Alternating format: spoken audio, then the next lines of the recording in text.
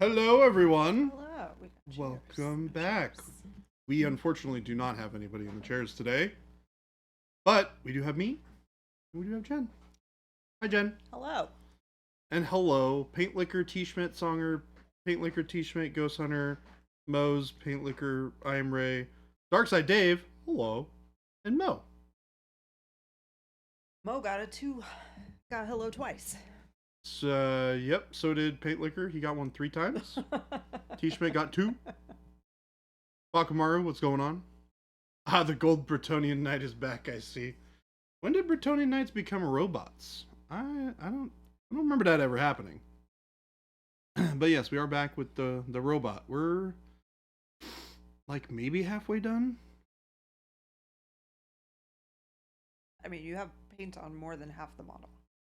Yeah. But like the finished parts, yeah. I would say it's about halfway. About halfway. Which isn't too bad. I want to finish up the back. Maybe do the arm today. Maybe the leg. See if I can't like finish up the back part and then start being sad about sorting all of this out. Is Jason still trapped under plastic? Apparently not. Probably. But maybe. He's not here. So. He is not here. Seems like a logical explanation. That video did get posted though. It did. It did get posted today, which I have not seen yet, and I would like to watch at some point. Yeah, I haven't watched it either. True Go. Hello, glad to see you guys partnered up with a store in Brazil. Just bought one of each set they had in stock, except the base set, which was out of stock. Awesome. That's fantastic. Sorry to hear that the base set was out of stock. Sounds like they sold through their inventory pretty quick. But that's exciting. Lumberjack Tim did not see your grill. Where would we have seen it? Did you post a picture somewhere? Discord, maybe? Did you see a picture? Did you see the grill? I'm going to be honest, I have not gotten a chance to go through Discord today. Not seen it. It's been a busy day. Yep. I feel like today started, and then now we're here. Is kind of how it feels like today went. Don't worry, I saw it. Posted a video on the Discord. Okay. Oh, he means the one that goes in his mouth, Baka. All right, we're gonna get some paint on the moto. Zombie case. Hello. Hello. Saw your dentures.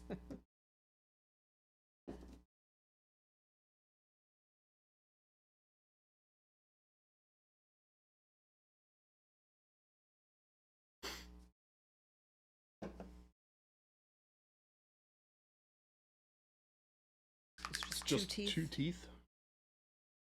So does this just like fit on top of your teeth? So like a retainer or something? I think so. Does it make you talk weird? Probably, at least for a little while. Is it something that you leave on all the time? I have a lot of questions, Tim. I've never known anyone in real life with who has one of these. So they are good. They're gold. I'm glad that they're good. You meant gold. But they're probably good too.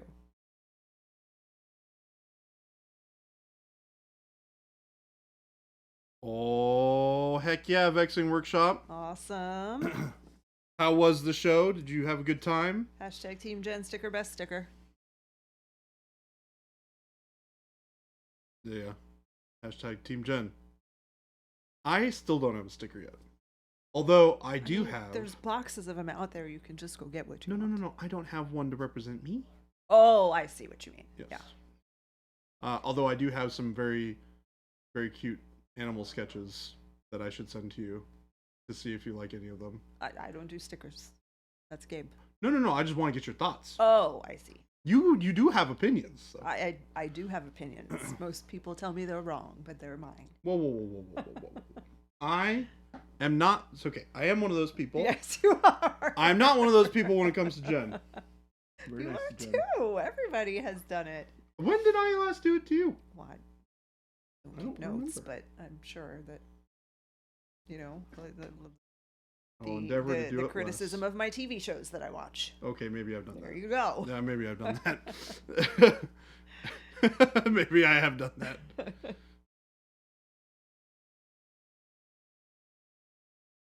Has to be a bus or it doesn't count. I don't know. I feel like it cannot be a bus and count. So Tim, I'm not seeing answers to my questions about the grill. Yes, we must have Is very it- important is it answers. Something that just fits like you're wearing a retainer, like it just fits over your teeth. Because they're not dentures, right? Somebody said I saw your dentures. They're not actually dentures, I assume. You're just not removing teeth to put this in. Just a cap, okay.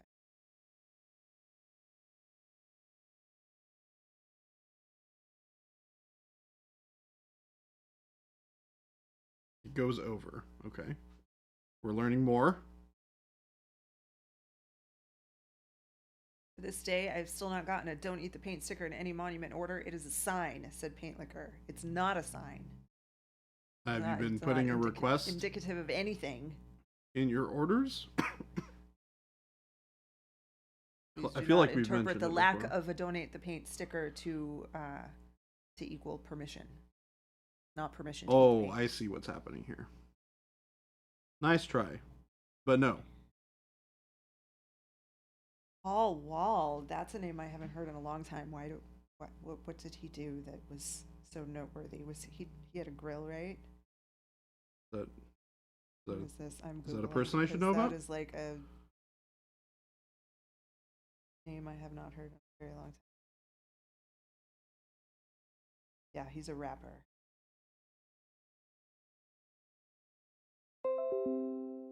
Am I supposed to know who this person is? I do not know who this mean- person is. Cool people know who he is. Well, But... I'm not a cool person. We know this. He has been nominated for one Grammy Award for Best Rap Performance as a duo or group for the song "Grills," which was a collaboration with Nelly. All right then. Dope. Alrighty. There we go. He had a song called "Grills."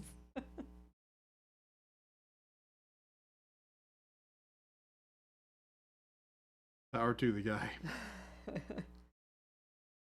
You want it to be natural, though. You've left a few hints that you were going to lick the paint. No. We Well, don't I mean, do it's in that your name, here. so we know that. The issue here with the sticker situation is that the fulfillment team doesn't watch the stream regularly Right. because they are, and so they probably don't know Paint Liquor.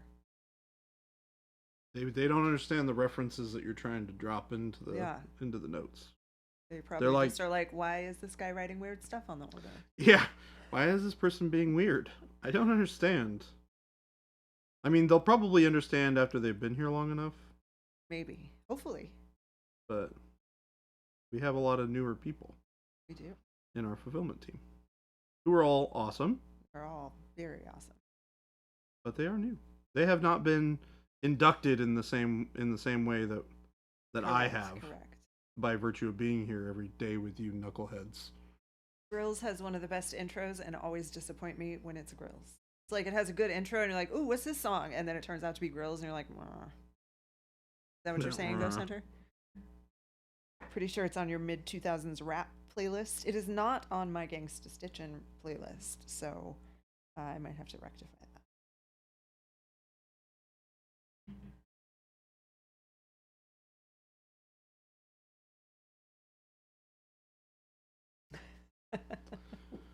Ugh. You guys are something else sometimes. So how's everyone's weekend? Anybody do anything fun? I discovered a new video game, which I suppose is fun. What'd you say? I discovered a new video game Oh. that my friends have been trying to get me to play for a while. That I'm sure many people here have been playing. It's very popular right now. Called Helldivers. And a lot for me. A lot of bugs. Oh, Creepy really? bugs. Like Yeah. spiders and stuff? Yeah, pretty much. No. They're not spiders, they're aliens, but they're bugs. They go splat when you shoot Pal them with World? bullets. Fortnite? No, definitely not Pal World. I got bored of that game. Doesn't do it for me. And I would not be caught dead playing Fortnite. Why? Not my cup of tea. Oh. Nothing wrong with the game, it's just not your style. Right. Not my age group. Okay. And I'm age group. I mean, I when it was newish, well, I don't know when it came out. I know that a few years ago, when a lot of people were talking about Fortnite, and I was like, "What is Fortnite?" And learned it was a video game. There were definitely adults that played it. Yes. Yes. There are a lot of not adults that play it as well. But yeah, but I mean, it's in not a larger like it's just a proportion. game for kids. No. It's not just a game for kids. But it's definitely like, how do I describe my feelings about this? And my feelings might be wrong. But when I think of that game, I think about people in high school. Okay, you might want to be careful because we got people here saying that they play it. So Hey, look. who are very much adults. Hey, that's okay. Hey, look, I preface this by saying my opinions might be wrong. Okay? Loyal to a fault. Thank you for the follow. It's the real answer to me and not having really played much Fortnite is when I started playing Battle Royales, I started playing H1Z1. And which was like the first one, pretty much. There might have been one before it, but that was kind of the first one. And so I came from a perspective of not having any of the weird building stuff, and I hated building in Fortnite. I thought it was really dumb. I was also very bad at it. Oh. So, but yeah, I didn't particularly care for like the building aspects of that game. And so didn't really play it very much. That's the real answer of why I never really played that game. Hoosiers was a big hip hop head in the mid 2000s. I was in the late 80s till today. But I think less so today, for sure. A lot of the media that I have been given over the course of the last 6 or 7 years, which understandably has changed a lot, is that there's a bunch of kids playing Fortnite, and it's a bunch of things that I don't understand because I'm starting to become an old guy. Ghost Hunter said Jordan can't floss, so he hates Fortnite. Confirmed. Yep. Floss like that dance flossing? Yes. Is that what you mean? That's what that's from. That's from Fortnite? Yeah. Oh, I had no idea. Yeah. It's not an age thing. It's a Baby J is just bad at it thing, says Lumberjack. I mean, it is also an age thing for sure. I mean, that's fair too, because But also, yeah, if you're not good at something, then yeah, you probably aren't gonna like it as much as other people, and that's I also okay. never had the drive to get good at it. Yeah. Because I have since played a lot of other battle royales. I've played a lot of Apex Legends. I particularly like. I still think that's probably the best battle royale on the market.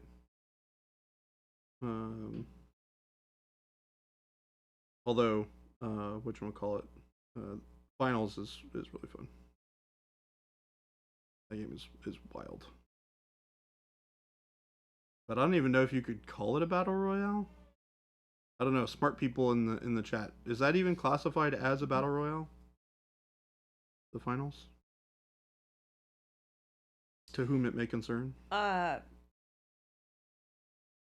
Slayer Street wants to know the game you were talking about that you just started playing, since that really is probably more relevant. Yeah, it's called Helldivers, which you have probably heard of, because it's. I know you're not talking to me. No. Okay. No. I'm like, wait a minute, what? No. I've heard of this? I don't think so. If you play video games and you follow video game stuff, it's very likely that you've heard about this game, because like everybody is playing it, everybody's obsessing about it right now. Everyone's like, oh my god, it's the best thing since sliced bread. Gotcha. It's basically what just happened to Pal World, Just happened to Helldivers. Yeah, Punisher got it right. It's called Starship Trooper Helldivers too. Yeah, have you seen Starship Troopers? No. Do you know of it? No. I mean, I've heard of it, but I don't know anything about it. Okay. It's an old movie where people shoot bugs. Yeah. Yep. That's basically Helldivers. Totally Starship Troopers. All right. No, it's fun. It has one of those, like, the thing about it that I really like is that it's the whole concept of the game. Starship Troopers, I guess, is probably in the 90s, wasn't it? Yeah, that's probably true. I mean, game delay, you have to remember, I was born in 93. Yeah. I'm 30. He doesn't really remember much in the 90s, I don't think. Not much. Yeah. No, not a whole lot. Yeah. There are things out of the 90s that I recognize as being 90s because I remember growing up with a lot of them. Sure. Yeah. But no. Yeah. Yeah. And specifically my, like, understanding of the 90s is through the lens of, like, San Francisco, because I grew up in, and that part of my life I grew up in California.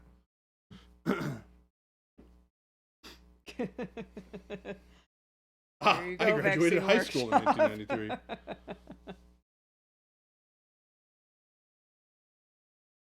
Just clarifying for those of us who remember the 90s.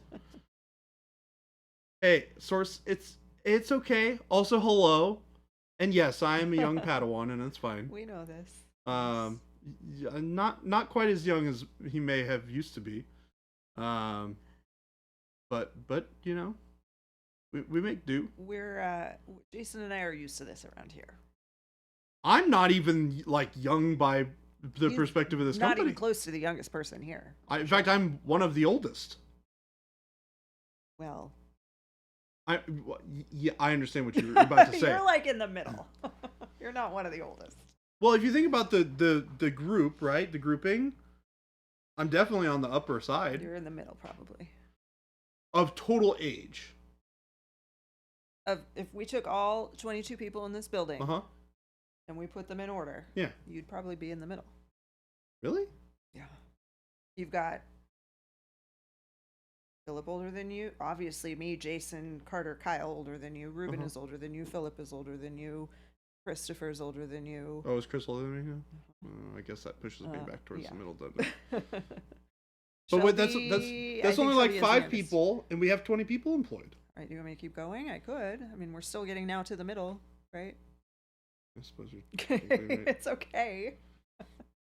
Shelby, I think Shelby is the youngest. Shelby is, in fact, the youngest. Unless we hired somebody who's younger than Shelby. I don't think any of the newer...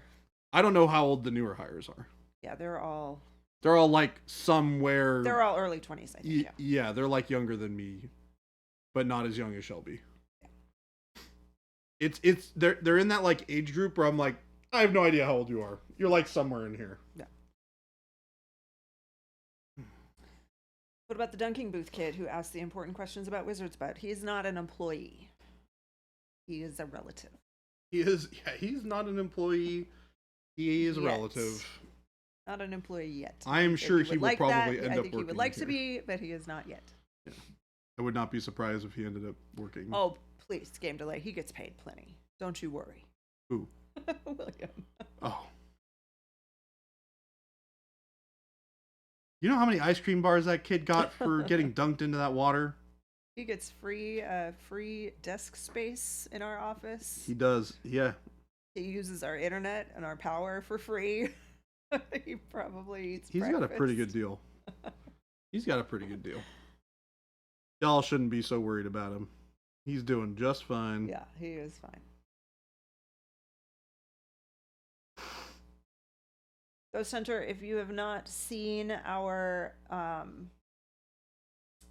Monument Hobbies video commercial where Jason walks through the whole building, you need to find that on our YouTube and watch it. It will explain a lot. Yeah, yep. For you. Yep. like a lot. It's a very uh it's a very representative look at who we are Yeah. as a not only as a group of people but as a company. And watching it will explain not only the dunk booth or the dunk tank, it will also explain Wizard's Butt to you if you've ever wondered. And if you've never questioned Wizard's Butt, then Yeah, you might want to reflect on your life choices. Our commercials are so much The fun. paint licking can commercial. That's I another good am one. Paint Licker 9000. I'm just excited for all the commercials that they haven't even seen. Yeah, yet. we've got a bunch. And that the are coming upcoming up. stuff. Some good stuff coming up. It's gonna be amazing. That commercial is when I learned I wanted to work in R&D at Monument Hobbies. Yeah. We like to have some fun around here. And that's so funny too, because that commercial is so old that our building, like our setup, is not even the same anymore. No. Were you here when we did that video? No. No? That was before Jordan even. Mm-hmm. Oh my gosh. And I'm like, what now? One of the older people to like the longest working people here. That's crazy. Isn't that wild? I remember like when we did the Christmas party, because we went in order of like when people were coming through. I was like, oh, I'm a lot further towards the front than I was expecting. Yeah. Well, because we grew tremendously last year. We did. We did.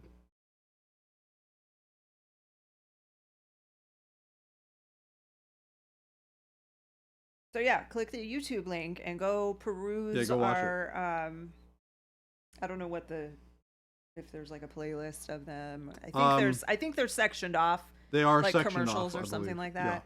Yeah. Advertisements, something along those lines. And they're all there. A bit of an idea of what things are like around here. Just a bit. And it's a bit wild, so y'all best be prepared. But we do have several new videos coming up. Some fun things planned for this year. I'm excited for this year. I think this year's going to be a blast.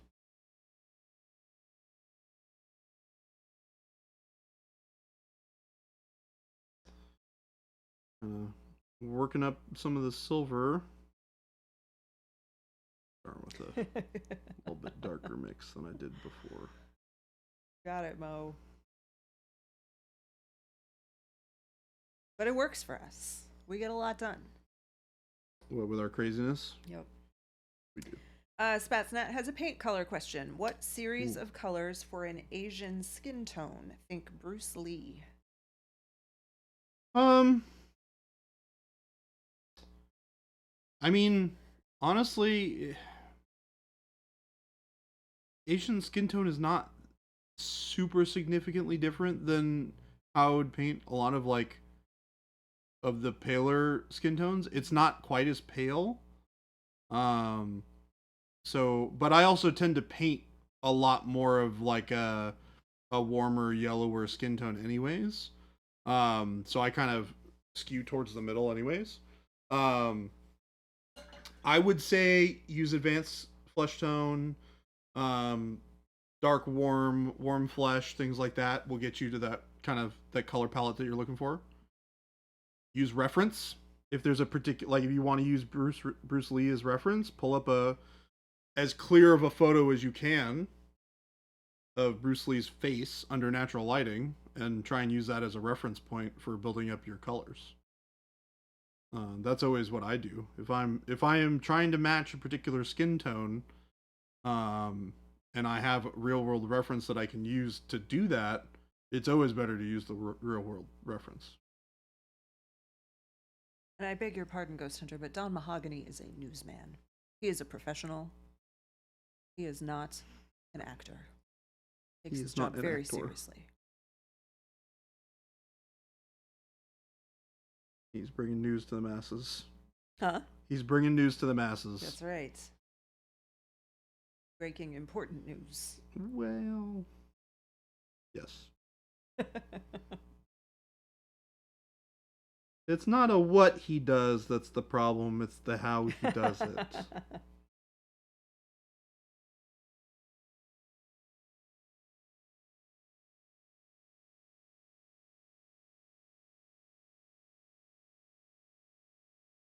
Well, Jen, did you do anything fun this weekend? I think you mentioned doing some shopping or Yeah, something. I did go shopping a little bit on Saturday, just for like nothing super fun. Supplies for a project I'm going to be working on. Nice. Oh, I remember. You were talking about that the Yeah, other day.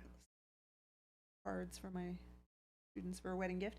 And then on Sunday, I pulled weeds and gave the dog a bath. Ooh. So Did yeah, that Cora was fun. appreciate said bath, or did she dislike She it? did okay. So we tested out a new thing. So Okay. she we've given her, like, at our old house, we would just break out the hose and spray her down. Yeah. And she thought that was a game. So it was very difficult. Got it. Okay. So when, that was kind of a fail. So then from there we would take her to like PetSmart to their grooming and just give her a bath. She's dirty. Yeah. And she did fine with that, but you're leaving her and who knows what happens. I'm very protective. So very protective. yeah. So we actually put her in the bathtub this time. Okay. And had a little bit of water in there, so it was kind of warm, and then just kind of used a cup and poured water onto her, and she did a really good job. She didn't get too squirmy or try to jump out or anything like that. She shook a couple times, which is obviously messy, but they'll do that. to be expected. Yeah, they'll definitely do that. Yeah, and yeah, that was it. So it was just a quick bath, but she did a good job, and she smells delicious now. So she smells delicious. yeah, she was pretty smelly. She has that dog smell, like a dirty foot. Like a dirty foot. Yeah, but not anymore. Now she smells like lavender. It's very nice. Jason kept going, she just smells so good.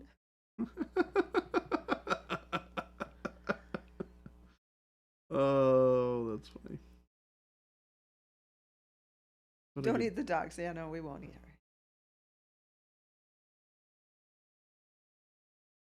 her. Don Mahogany is his own man. He sang My Way before Frank Sinatra. Smells delicious like Pro Acryl. I mean, if your Pro Acryl came with a delicious smell, then I mean, I'm not sure how to respond to that. Don't eat the paint. We don't put smells in it. I've never actually thought about the smell of Pro Acryl. I don't think it smells. Does it smell? No, it does not. Nice try, you people who try and trick us. I was going to say a pirate thing, and then I realized that I wasn't painting a pirate ship anymore. Oh. Although Shelby and I are hard at work figuring out sail situation for that boat. As the sail situation requires some doing. Pro Acryl smells like money? What? I don't know why your money's smelling like that. I'm a little worried about your nose buds there. Your nose buds. Anthony Guido just opened up my order from last week. Love the personal thanks. Awesome.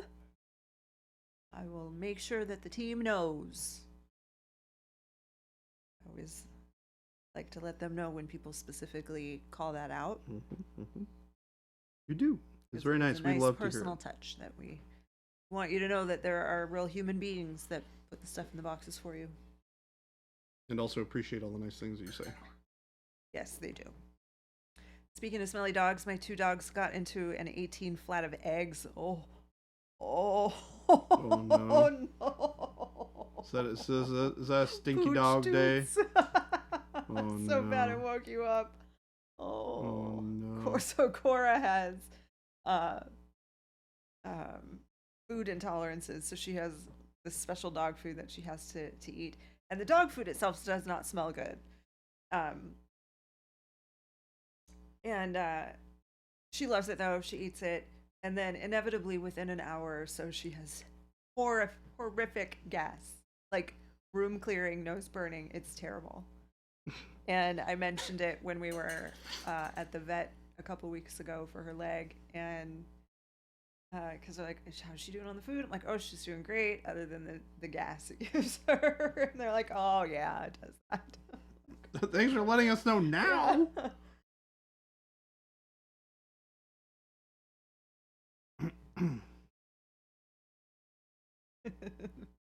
The fact that it woke you up, though, I am so sorry. That's terrible.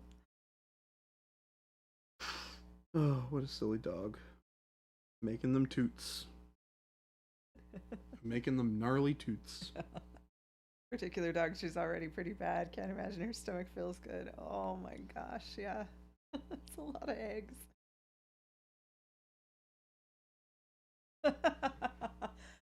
Hope it clears up before game night tomorrow. Are you hosting? It's a tough one to explain. I mean, That's like the old dad, shtick of, oh, the dog. Boy, that was the dog. yeah, the dog ate my homework, guys. Dog ate my homework.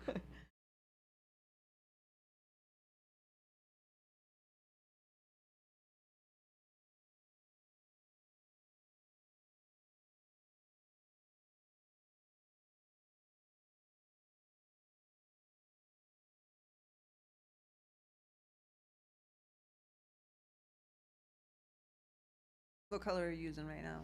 So I'm using basically pure pale yellow. Oh, pale.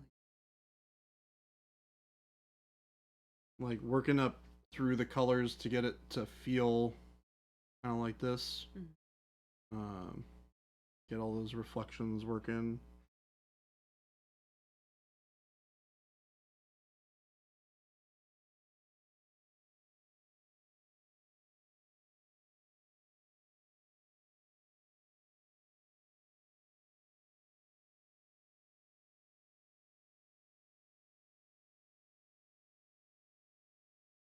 No, I get you.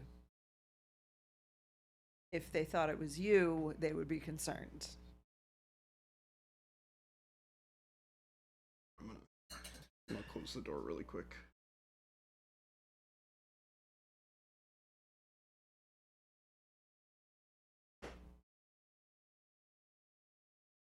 Distracted by conversations in the other room. Oh. My brain's getting split between 4 different places. All right. So, okay. So we kind of got that worked out a little bit. Looks like we got a little bit more warmth down in here. Got a nice cooler highlight there, which we want to incorporate over here. So we're going to pull some of this pale yellow in with the gray blue.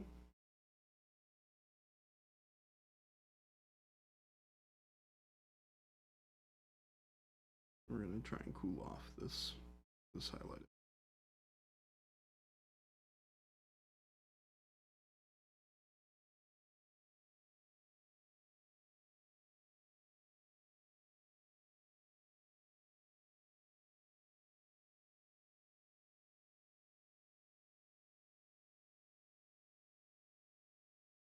Okay, cooled it off a little bit.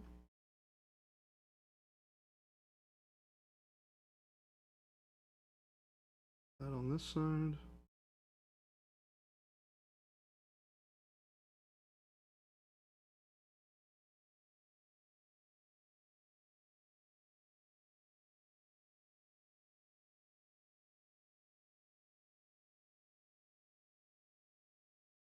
All right. So now we have kind of the rough shape of it. I'm going to go in and start pushing in some of these darker colors to reclaim some of the shape that we put in before. I'm going to use some of this mixture of burnt orange and dark yellow green to put in some kind of opposite reflection with that warmth in there. Pull up the contrast a touch.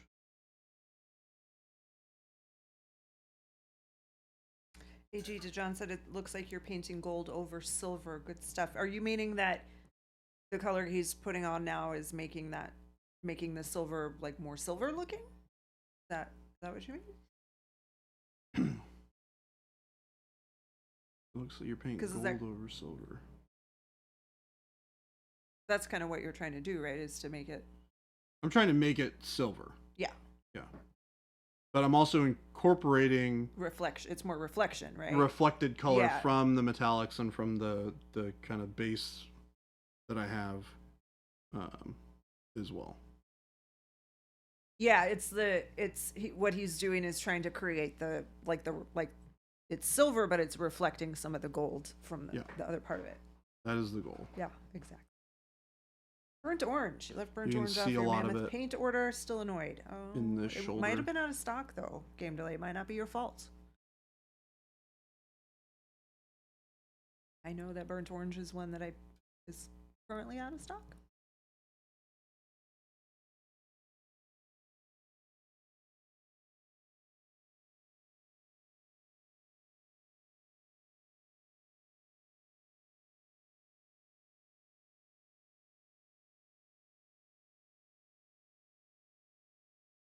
And game delay, I believe you already have received that order, right? Because if you ever make an order and you realize, oh my gosh, I forgot one color or two colors, you can always email us and we can add it and send you an invoice. So you just have to catch it kind of quick. Like if you think of it right away.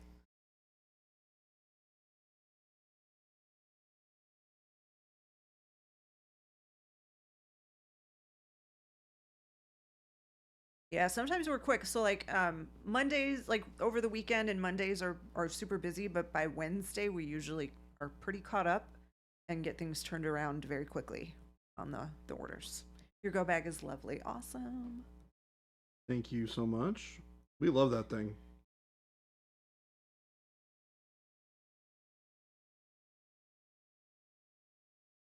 The go bag Neo and Mini and cup holder will be available very soon.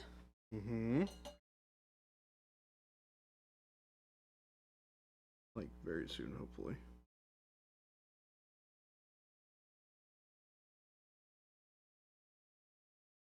I'm very excited for some of that new stuff. It's gonna be very cool. I always get excited about all the new stuff. That's also true. Yeah. I say that I'm excited about it in this specific case, but realistically, I'm just excited about it. Whenever we have new stuff, it's very cool. Hello, Panic Bomb. Happy Monday. Panic Bomb.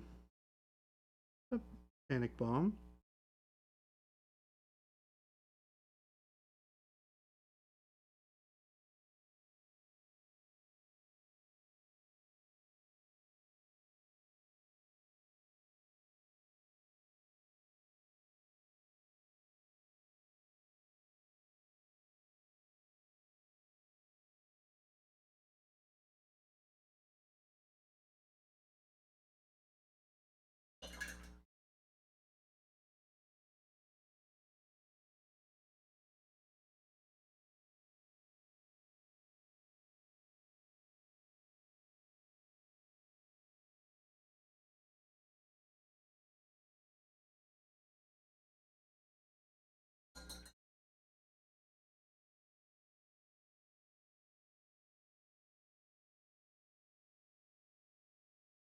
Bringing back that pale yellow.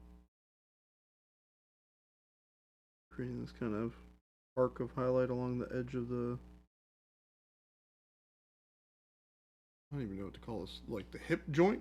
Yeah, it does look like his hip joint.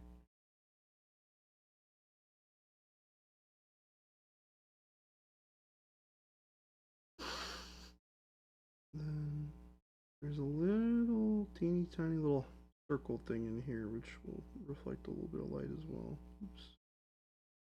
Weren't you going to Old World to play a game or something on Friday? I did. How did that go? Not. I had a good time. You had a good time. I had a good time. I don't think my opponent had as much of a good time as I did. Did he lose? He did lose. Well, definitely is not as fun when you lose. Yeah.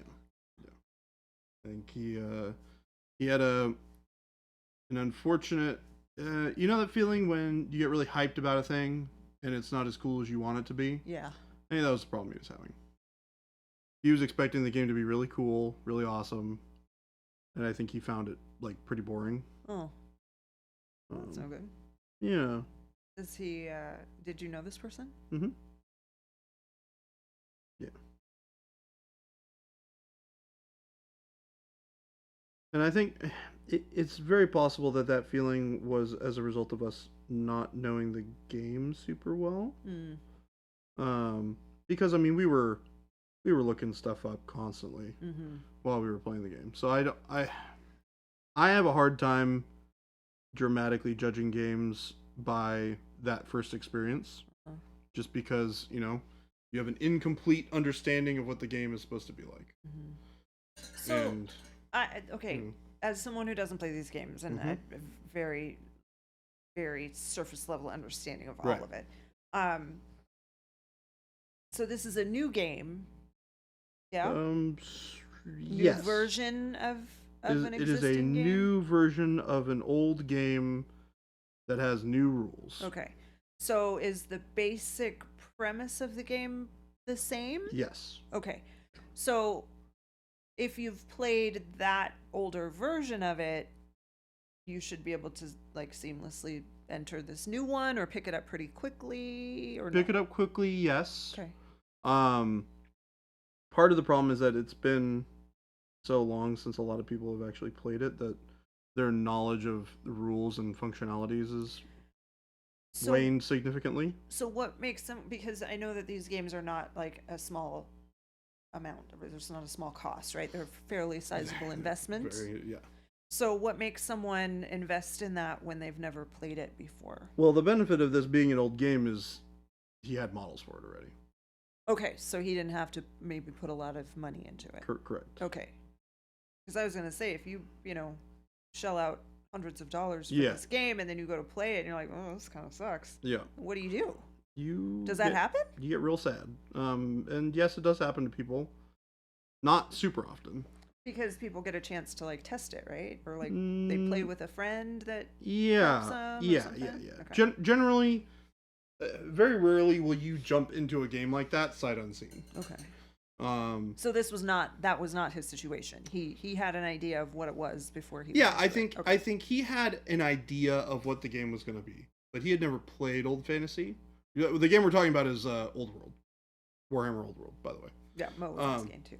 Thank you. And the problem is, if you've never played fantasy before, which I don't think he had,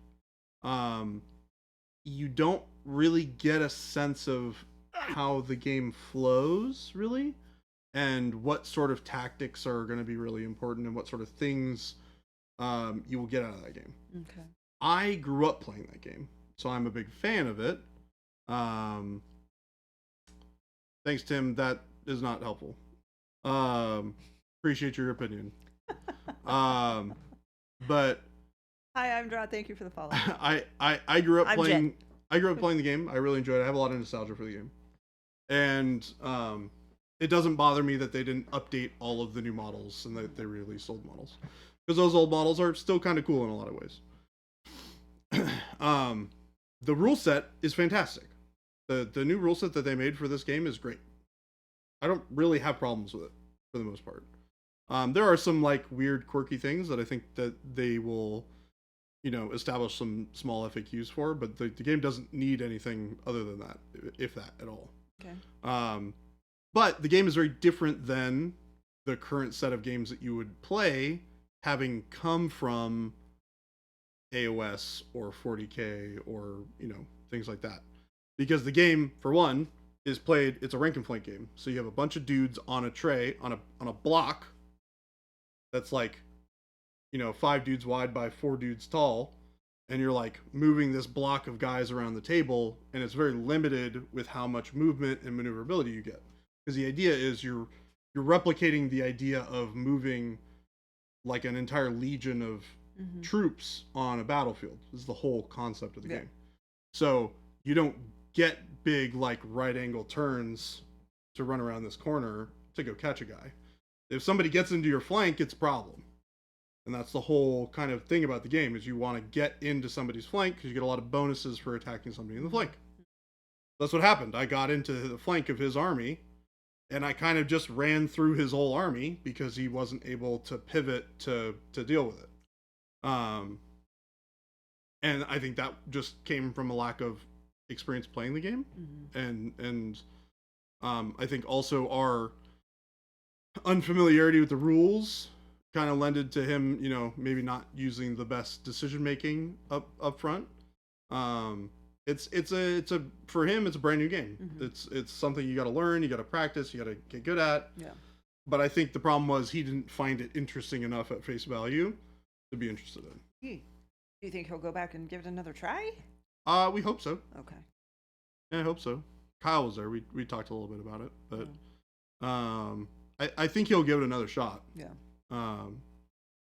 We didn't play like a full game. We played like a smaller point game just so we could get a feel for the rules. Because I mean, this rule book is like 200 and something pages long of just rules.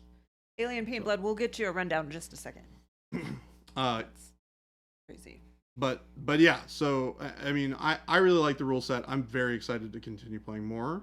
I'm just a little bummed that he did not have the same enjoyment as I did. Yeah, that's.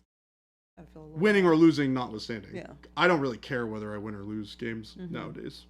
I just care if I had fun you know, try to do cool stuff. Yep. Chuck and Jade, hello. Hi, Chuck and Jade. And Alien Paint Blood. Yes. What colors did you use on this armor? I used 6 colors. Well, really only 5. We have burnt orange. And you can find all of these paints on our store, which Jen has so wonderfully linked.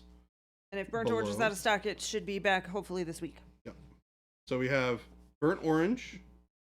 Well, you know, I'll start with kind of like the build-up, right? Yeah, go in order. So the bulk of the metallic is built up with a mixture of burnt orange and dark yellow green. This sort of builds the foundation for your non-metallic metal gold. Did you mix them on your palette? Yes. And then put them on the model? Yep. So, and you'll get varying mixes of this, but this is, you know, some areas you'll have a little bit more green, some areas you'll have a little bit more orange. That'll depend on whether or not it's in shadow or in highlight. The highlights are warmer, so you're going to veer a little bit more towards the burnt orange. The shadows are a little cooler, so you're going to get a little bit more dark yellow green. And then from here, you mix in warm yellow to build up your gold. This is where you start getting that yellowy gold feel. And then once you're done with the warm yellow, you start incorporating pale yellow, which is a very bright and vibrant pale yellow color for your final highlights. The nice thing about this is it still leaves room for bold titanium white as your final highlight for very ping, like really sharp reflective highlights. And then we have gray blue. So the gray blue is interesting. This is what I incorporate into the other color mixes, mostly replacing the warm yellow to create the silvers. So you'll notice we have the gold here, and then we have the silver here. You've noticed me painting a lot of that silver on this side here today. And it's got a very distinct feel between the silver and the gold. And that's because of the lack of the warm yellow in the silver mixtures. We're still using the pale yellow as the highlight color for that. And in some areas where you'll see reflections from, like in the shoulder, right? You'll see reflections from the gold and the metallic. Those I will use warm yellow to replicate. So things like that are really important when you're doing reflections like this. But that's the basic buildup. There's a couple of colors that I'll put in a little bit. Bold titanium white for the really, really bright final highlights on like the leg here. As well as a touch of brown gray. I've used this very little. and probably don't need to. This is something I've been trying out on some of the colors on the underside. Because I want them to be darker colors, because it's in shadow, it's not reflecting the same amount of light that is being reflected on the outside of the miniature. The idea is to get a different sort of feel for the inside. But it really is only like 6 colors. And thank you, Alien. I'm having a blast painting this model. It's very, like you said, it's very satisfying. The model is also available on monumenthobbies.com. It is called Reach from Mindworks Games. We have a good selection of miniatures from Journeyman and Mindwork. And then our own miniatures we have right now are Texture Trainer. Mm-hmm. Empathetic robots. Yep. Not emphatic. I keep wanting to say emphatic. Emphatic. Robots. Nope, empathetic. They're very emphatic about being robots. So yeah, it's a very, very, very cool miniature. Like Jen said, is available on our website right now. So if you want to pick it up and follow a lot, and the Mindwork miniatures are all limited.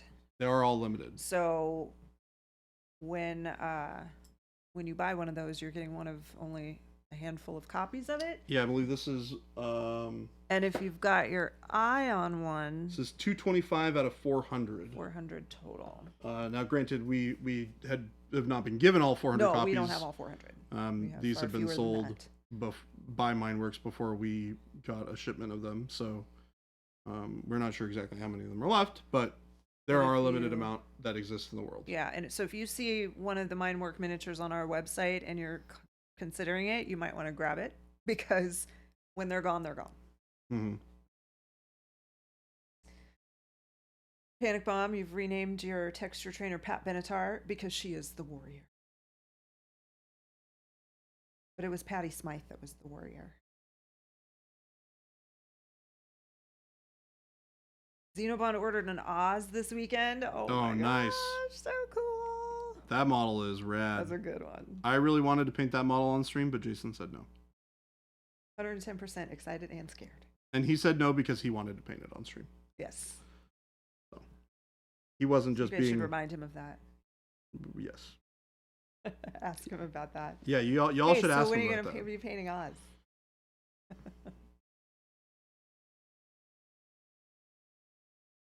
But I'm definitely excited to be painting some of these cool models that we have available on stream, so you guys can check them out and see what they look like, what they can be painted like. And so you guys can ask questions if you have any.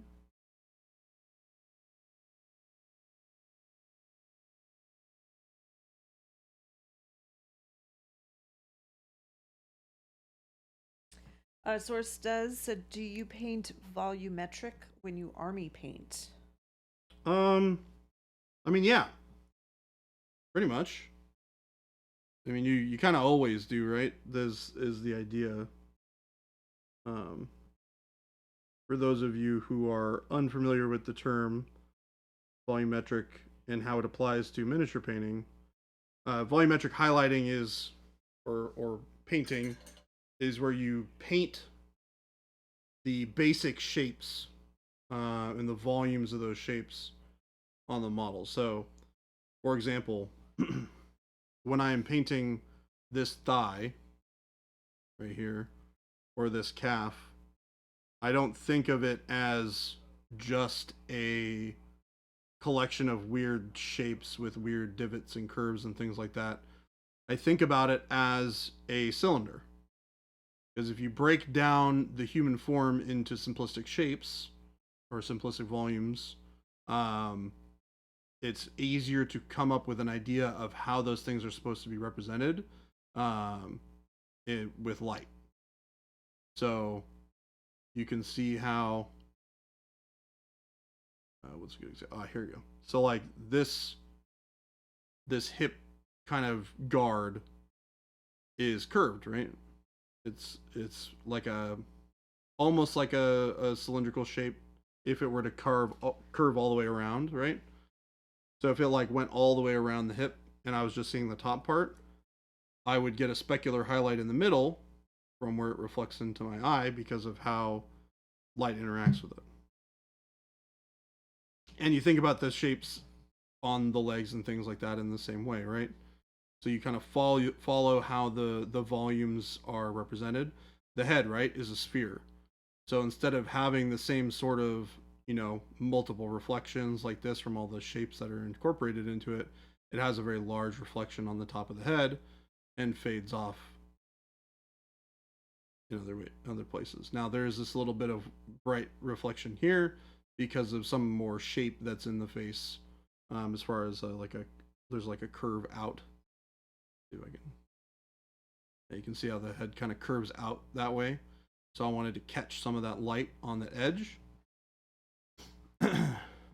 But generally speaking, you're painting the base volumes as if they were rectangles or spheres or triangles, cones, things like that, right?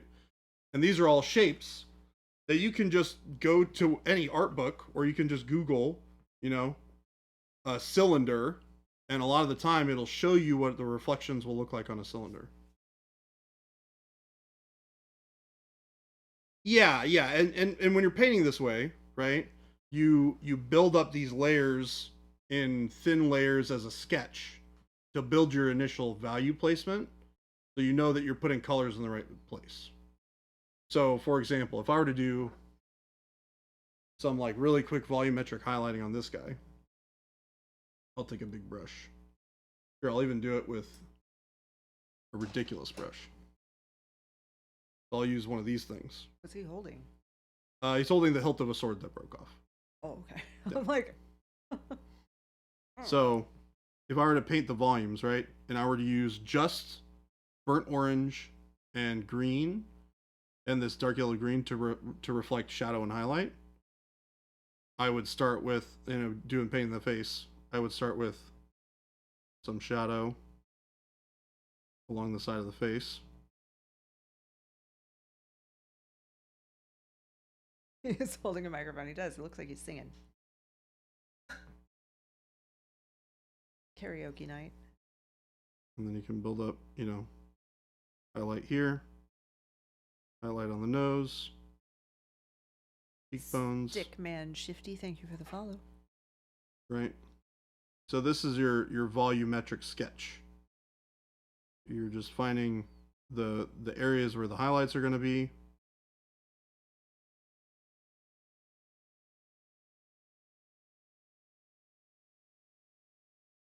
And where the shadows are going to be.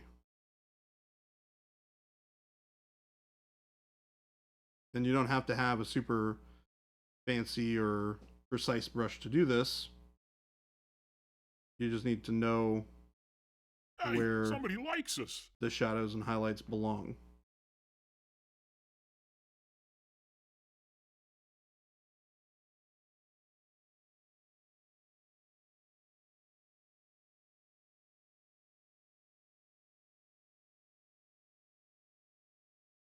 And then as you do more of this painting and you refine it more, you can get more of those shapes to feel more accurate.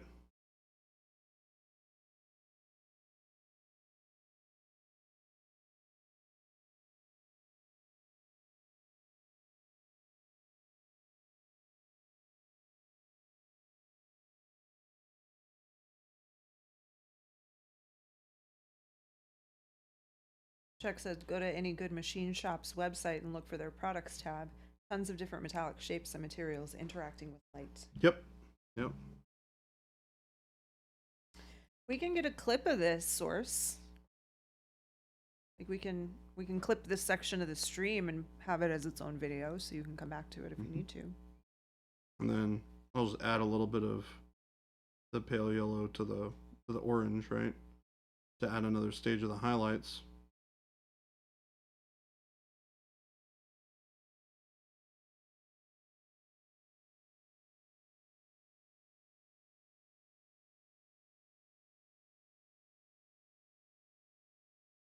and Oh, kind like a of full in a rough full shape, video. right? Like that feels like a face.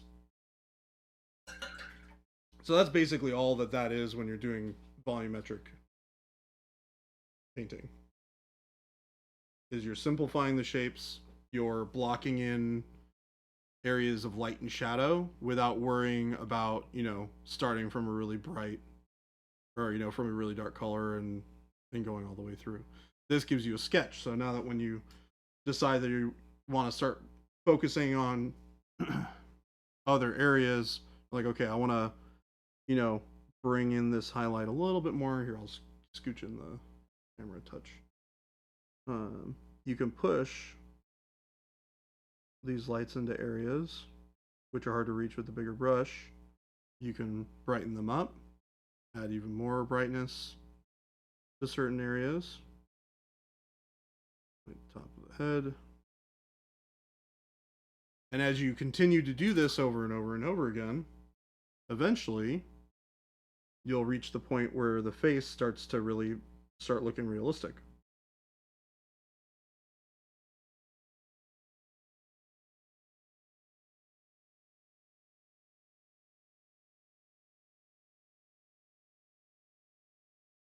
And this kind of goes to show something that I like to tell people a lot is that, you know, getting something to look right doesn't have anything to do with how smoothly you blend the colors. It is way more important to get colors in the right place and value in the right place before you worry about the rest of that.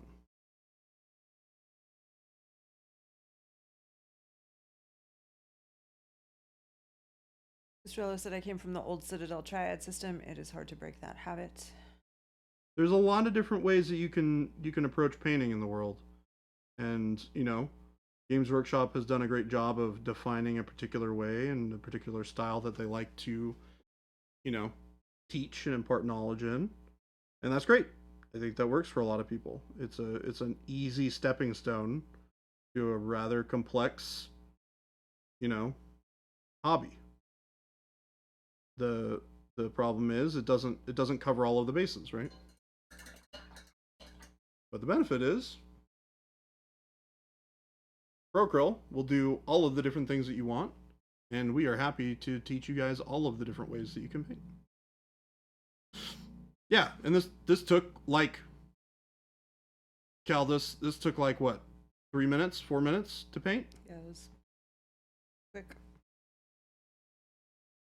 And it's just using 3 colors. Ghost Hunter, let's make sure that we understand that this one looks to be a model that's specifically for demonstrating things. I mean, it's just a bust that I had lying around. Yeah. And I wouldn't call this painted over. He has a little bit of paint on the front, and then the rest is primer. So. I mean, I had this model like partially painted, but I would rather use this as a demonstration piece because it's a very good demonstration model because it's got a lot of skin, it's got a lot of good form, and I don't have my texture trainer handy.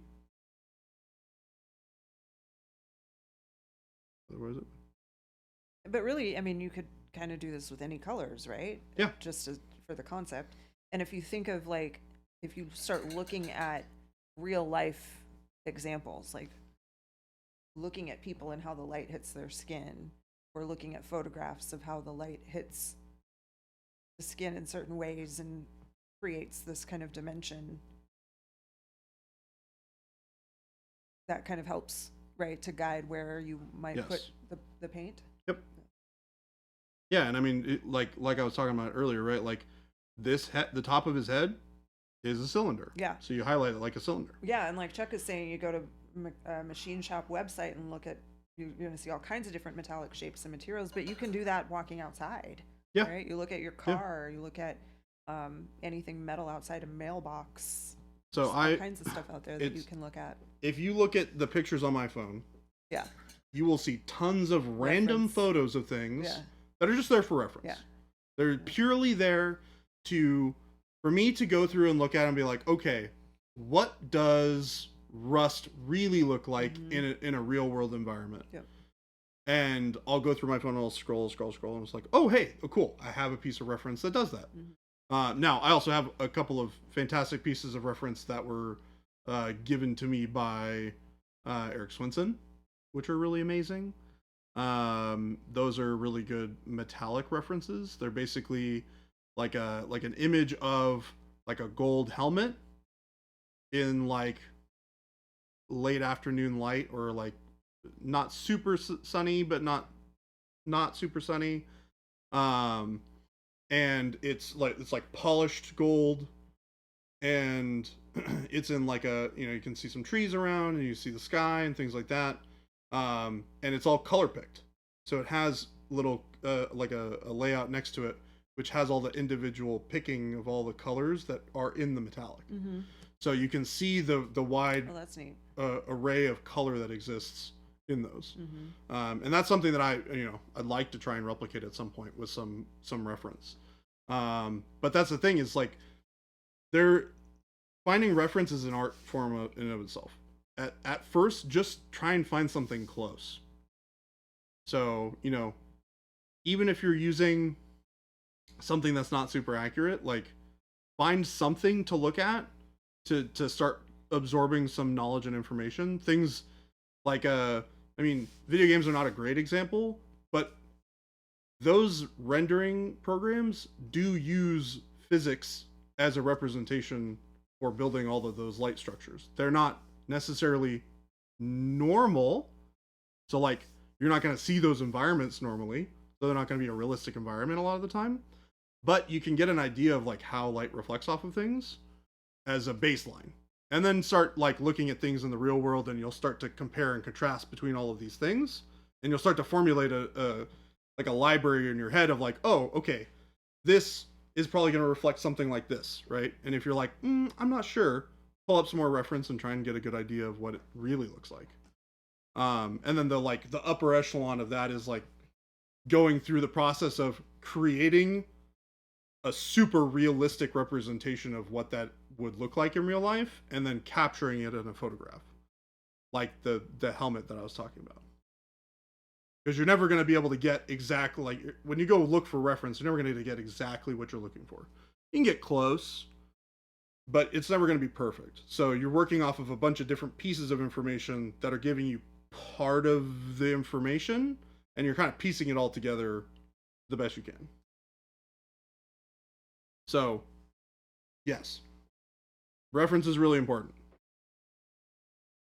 Seriously, I mean it.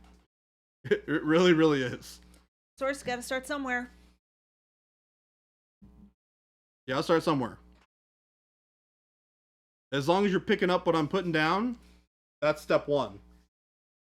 And if you have questions, please ask, so that we can pick up what I put down, try and explain it again, and then put it down, and then see if you picked it up. I said that really weird on purpose. I'm sorry.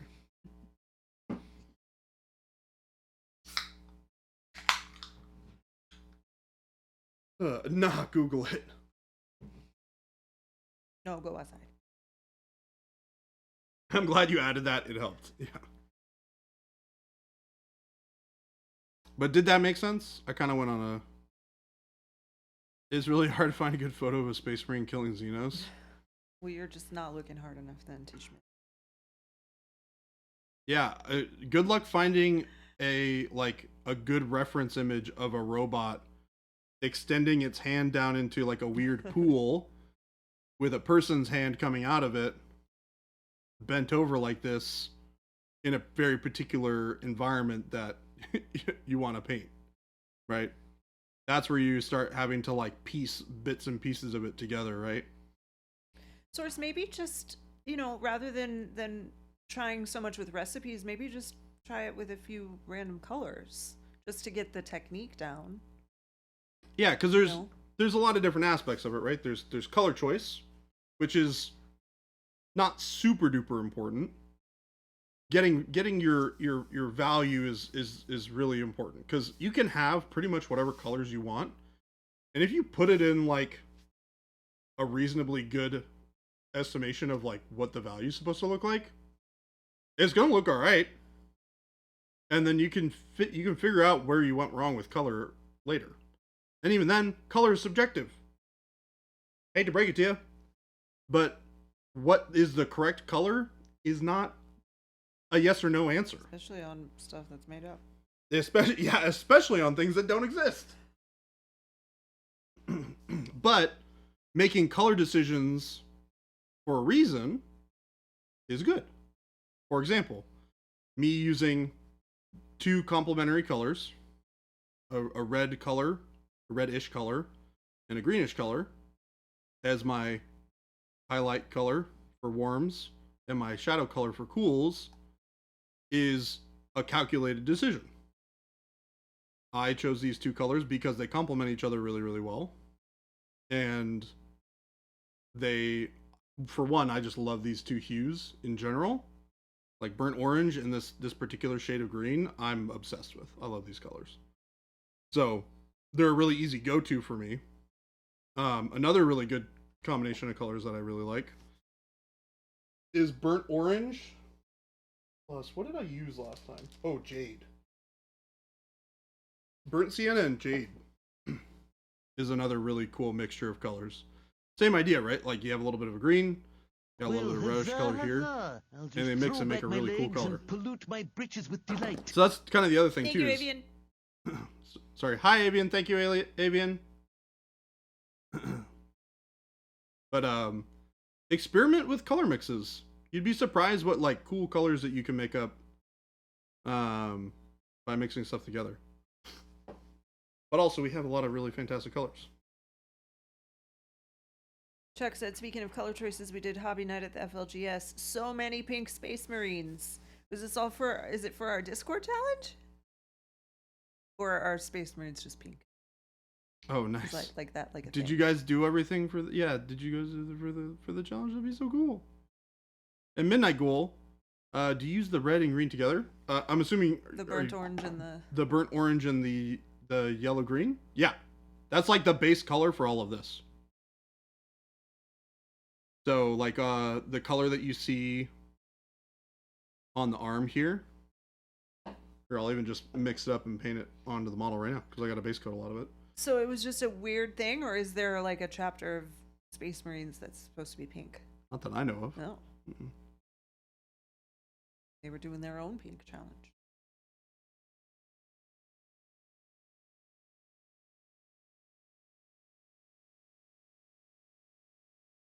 So I'm just base coating the gold in this kind of nice like saturated brownish color that I think is very pretty. And then the cool thing is what you can do, and you can see a lot of it right here in this leg, is you can start pulling those colors out separately, right? So you can see that burnt orange in this line right here. And then you can see the dark yellow green right below it. So I'm still incorporating those two colors on their own, right? You can see some of that dark yellow green in here. You can see some of that burnt orange right there. More burnt orange right here. Burnt orange in here. But as you can see in areas of shadow, there's like glazes of the dark yellow green in here. So I'm incorporating lots of those colors all over the model. And the idea is the further down or in shadow that I get, the more you're going to push towards that that yellow green. As you move further up and it's not reflecting directly at gold, you're going to get more of that warm burnt orange color, right? So as you see, this burnt orange right here fades into more of that deeper green. Same thing with this thigh, right? And this side's not quite finished, so. But you'll see a lot of that in the silvers as well. You have more of those deeper greens down in here. Oranges are moved more towards the side.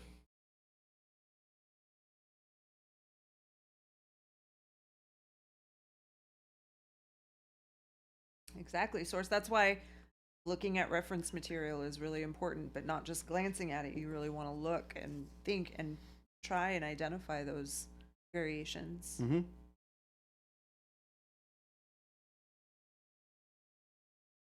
Yeah, well, and that's the thing, right? Is a lot of the time when your brain just sees it and it goes, "Oh, this checks all the boxes."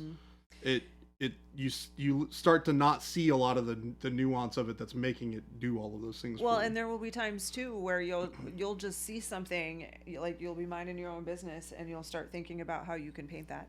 Like we were watching, I don't remember what show we were watching, but it was a scene it was dark, but there was a really cool like blue light there, and it was the way it was hitting the Oh, I love characters' that stuff. faces. It was Yeah. amazing. And I was just like, I was fascinated. I'm like, oh my gosh, I'm thinking of like how you could paint that. Yeah, You know? I do that all the time. Yeah. I do that all the time. Yeah. There'll be this crazy little thing, and it'll stick in my brain. Mm-hmm. It'll get stuck there, and I'll be like, I can't not paint this. So Yeah. I always try and incorporate it into a project that I'm working on in a fun way. I even sometimes notice it's more when it's like something that's very strikingly like beautiful or pretty, like a really beautiful person's face or something. Without any fancy lighting, I'll still notice where the highlights are on their skin. Mm-hmm. The nice thing is some of the easiest reference to find is skin, Yeah. because there are a million photos and videos of Yeah. people out in the world doing whatever. So it's one of the easiest thing to find good solid reference for. I don't do. I mean, I barely paint models, so no source. Do you do any 2D painting, Jordan? Me? Yeah. No, I don't do a ton of it. I used to draw a lot. It's something that I haven't really put the time into more recently. I used to do a lot of like when I was in middle school and stuff. I was a big fan of like Dragon Ball Z, and I watched a lot of like Bleach back in the day, which is an anime. For those of you who are not aware, and what I would do is I wouldn't do like trace over drawings, but I'd like find a really cool still from like a piece of art in a comic or in like a manga book that I was reading, or like a clip from like a And you'd replicate it. yeah, and I would just replicate it. I had a lot of students who did that. Yeah, And I loved it. I would just do that all the time. Mm-hmm. But I never really taught myself to draw without it. And I think that was a thing that I, as a younger person, didn't really know how to go from step 1 to step 2, because I was really good at replicating things. I got really good at it, but I never got to the point where I could take that attention to detail and understand the fundamentals of creating that 3-dimensional image in a 2D space. So I just kind of fell off on it. Obviously now, as somebody who's been in the industry for a while and spent a lot of time around other artists and spent a lot of time listening to a lot of things about art, I have a better understanding of that process. So I'd like to go back and teach myself to do it, because, between having a really good understanding of color and light and the fundamentals of drawing, I understand, taking it to that next level feels like a great step, right? So that's something that I really want to work on. And I think it's really important, if you really want to get good at art, to learn a lot of different parts of that, right? The more knowledge that you have in other spheres of art, I think contributes a lot to your main kind of way of doing art. So like if you are somebody who draws a lot, like if you're a professional like illustrator, painting miniatures is a great way to learn new things that you maybe understand a lot intuitively, but it pushes different ways to approach that same medium into your head. And then when you go back to do your original 2D illustration, you go, ooh, I learned some cool things from this. and you start to think about things differently, and that's generally a good thing.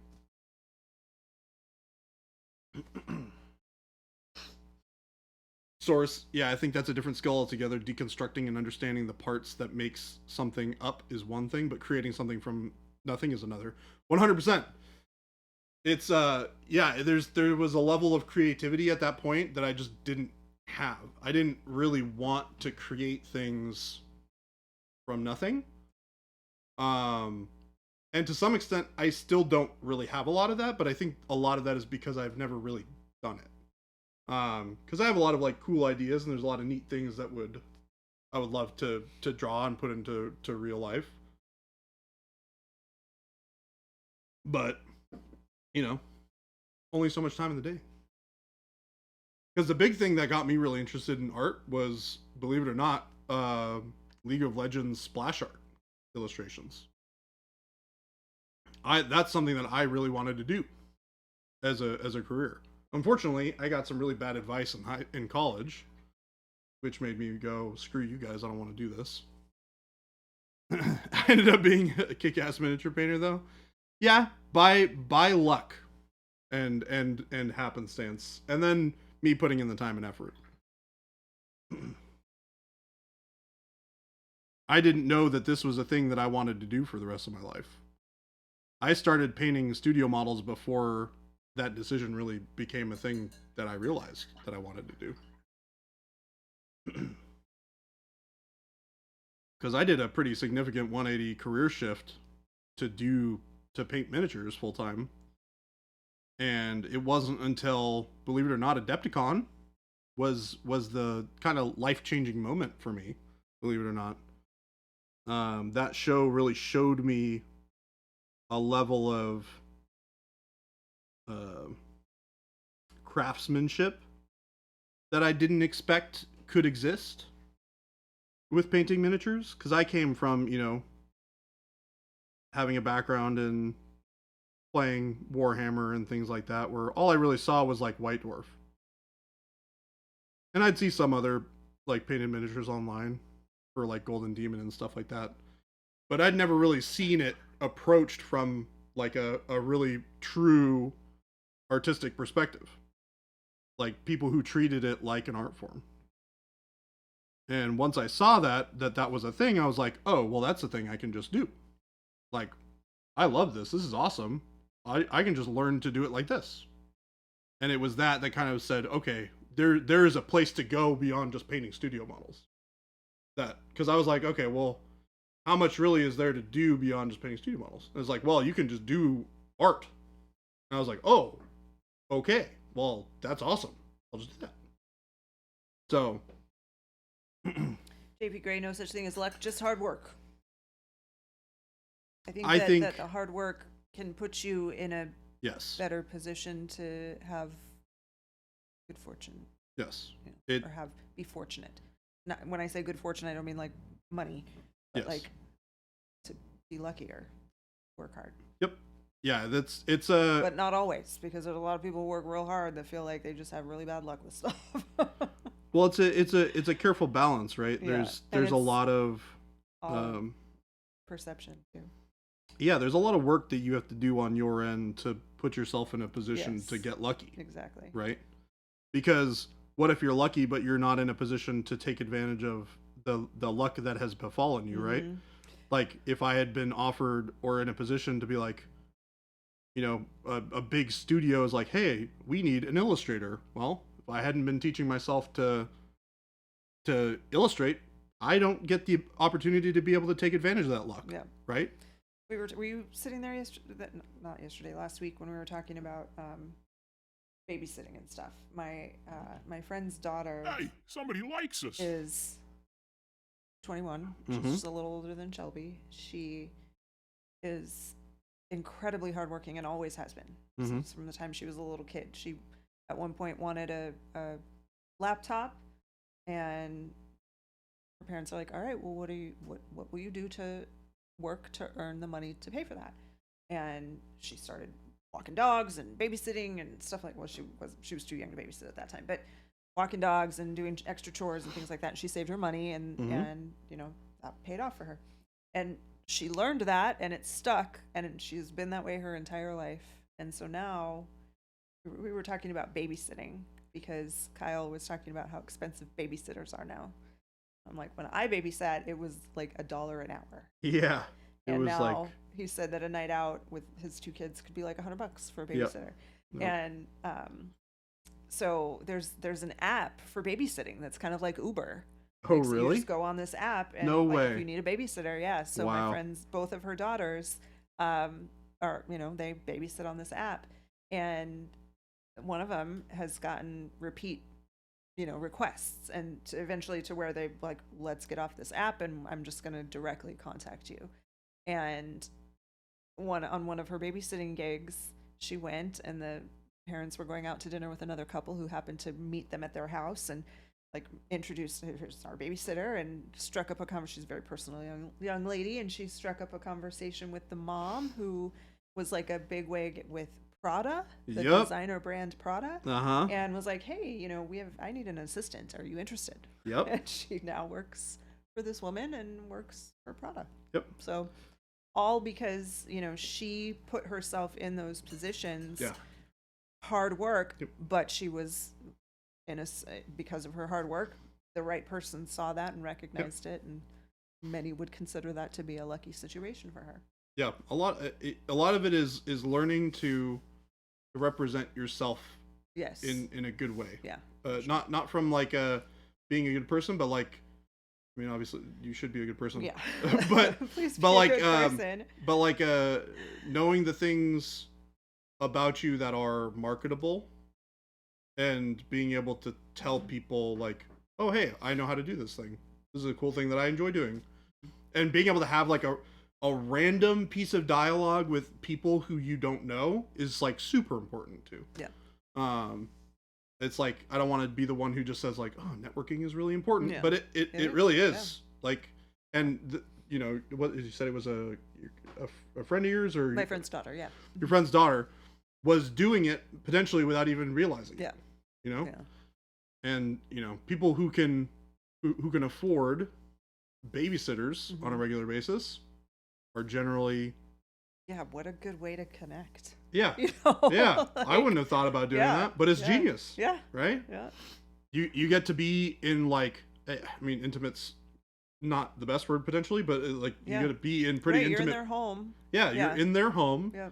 You're You dealing gotta with be- their kids. They know that you're trustworthy, or you know, you Right, hope yeah. that they believe right? that you're trustworthy if they're it's, leaving it's their like the children with best you. selling point you can possibly Mhm. have, right? It's like, if you can trust this babysitter to be Yeah. around your kids, Yeah. and it's like, well, you know, hey, I need somebody to do this thing. Exactly. Well, I this have a person's pretty really important trustworthy, job and in I my like them. business too. And Yeah. It's Yeah. crazy.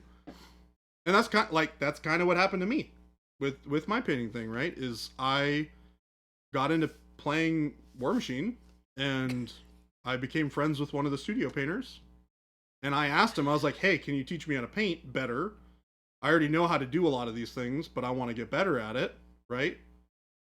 That was me having a dialogue with somebody who was in a position where if something happened, they're like, well, hey, I know this guy who I've been teaching, who's like pretty good, but could be better. And, you know, that those are the kinds of things that you need to put yourself in those positions for. JP Gray says, first he says no such thing as luck, just hard work. And then he says, I got lucky though. But now though, JP, so you have the business now, but the hard work is going to be what makes it thrive Right. and be successful.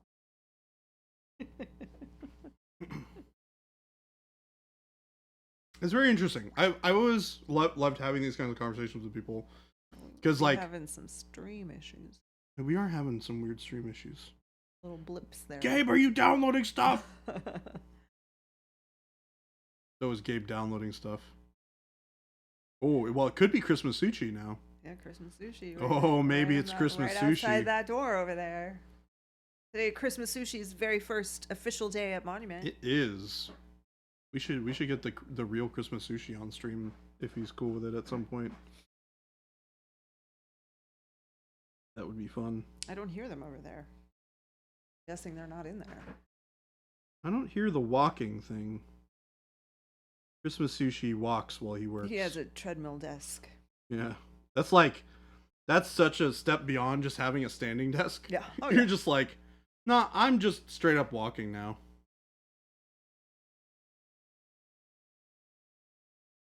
I hear like clicking in the other room, but nobody's saying anything. Maybe they're typing to each other to not say anything in chat. Oh, you hear like keyboard clicking? Yeah. Oh. The Sounds harder I like a work, thing the that Gabe luckier would I do. get, says Law Dog. Sounds right. JP, you're currently inventorying the whole store a third time? Oh my gosh. Ugh. Were the first 2 counts not right? Man, I hate doing inventory. You counted it twice and they didn't match? You gotta count it a third? Take the average? Don't do that. To That's anybody not out a good there, way to track your inventory. to anybody out there who's had to do inventory at Best Buy on Sundays, I've been there. I know how you feel. Right there with you. You know, I think about doing inventory at Monument Hobbies. You want to count all those bottles of paint? No, Yeah. no, I really don't. I bet you'd take Best Buy. Best Buy was not great. They had you come in at like 6 a.m. in the morning, and you would literally like walk around, scan everything, manually change out the prices on everything that got updated to new prices. That sounds terrible. Yeah, it was awful. This fellow has a question. Yeah. So I'm painting a Space Marine army that is an off black for the main color with some deep red accents in the near future. I want to make the bases urban rubble themed based on a large engagement they were part of. Would something like Payne's gray for the shadows and working up to a warm gray look okay, or would it be too samey color-wise? Are you talking about Payne's gray to warm gray for the urban rubble? Or are you talking about those kind of that's what I colors assumed. on the model? And the model, I mean like the Space Marine. Also, good point, Mo. Yeah, very good point. The rubble, yes. The rubble, yes. Okay. Actually, what I would do is I would pull more greens into your grays. I would use something like brown gray to start with, and then what's a good option here that you could use? Warm gray is another good option. Some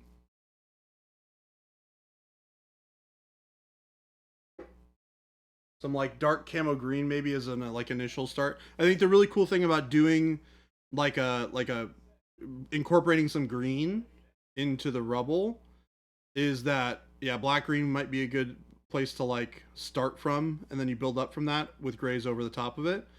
Is that green is going to complement really well with the red accents that you have on your models, because those are complementary colors, and they tend to look really nice against each other, especially when you are using in my opinion, like a more desaturated green and a more desaturated red. Those look fantastic together. I mean, that's basically what this is, right?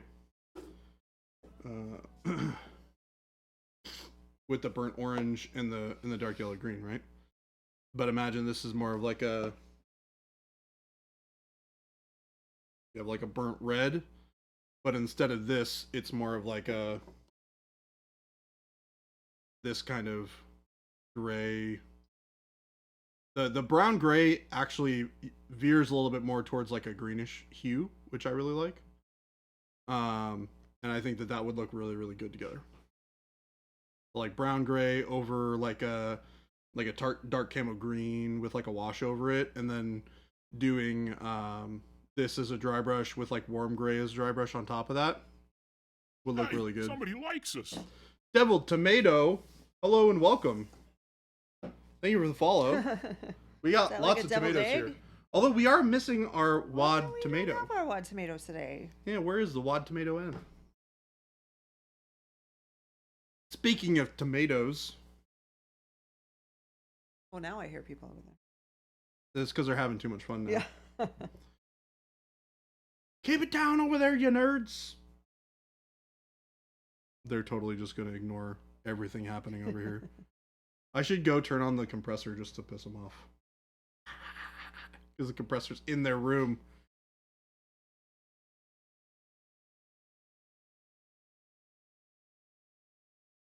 I remember Gabe came over when he first moved into that room and I was painting a model on stream. He's like, hey, are you done with the compressor? Because I'd really like to turn this off. And I was like, yeah, I am.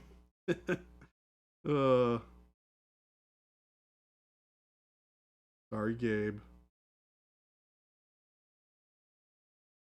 But not sorry. Tells a friend about awesome babysitter. Friend hires the babysitter for a full-time job. Never tells anybody about their babysitter ever again. See, that's the thing. This girl is such a hard worker that she still babysits too. Does she really? Yes. Oh my gosh.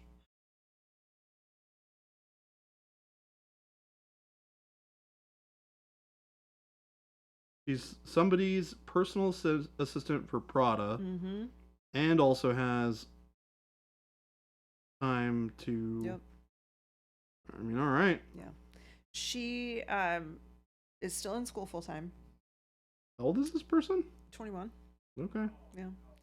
She has big goals. Like apparently she did a semester in Paris. So she was last spring. What the heck? Yeah. So from like February to June of last year. Yeah. She was in Paris. She lived with a family there, like an exchange student. Yeah. And she, again, it goes back to her because she's traveled a ton by herself because she works so hard. Like she has not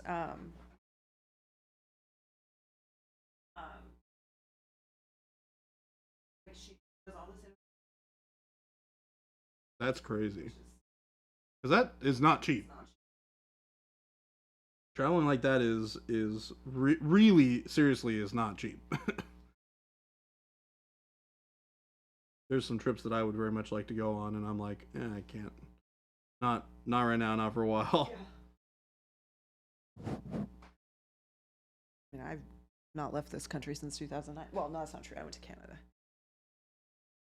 Hardly counts. Too easy to go to Canada. Well, I guess you live in Arizona, so it's like not actually that easy. I'm so used to Seattle where it's like, yeah, just like drive 4 hours north and you're in Canada. Oh yeah. Yeah. Maybe Jay needs to be introduced to this girl. No, God no. I was not asking the age for that reason. I was asking age for understanding this person's work ethic. But I mean, like think of people here like Shelby and Jacob who just they want to learn everything. They want to learn all the things. Yep. Very impressive. And the parents of that generation, my age, I like to think that my generation has done a pretty good parenting job.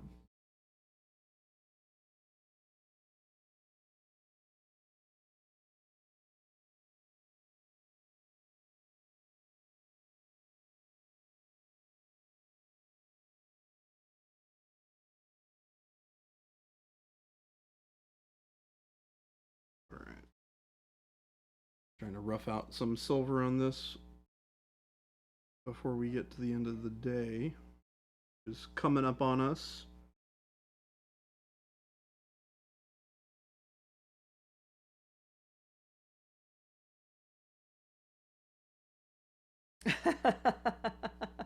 I mean, you're right, Mo.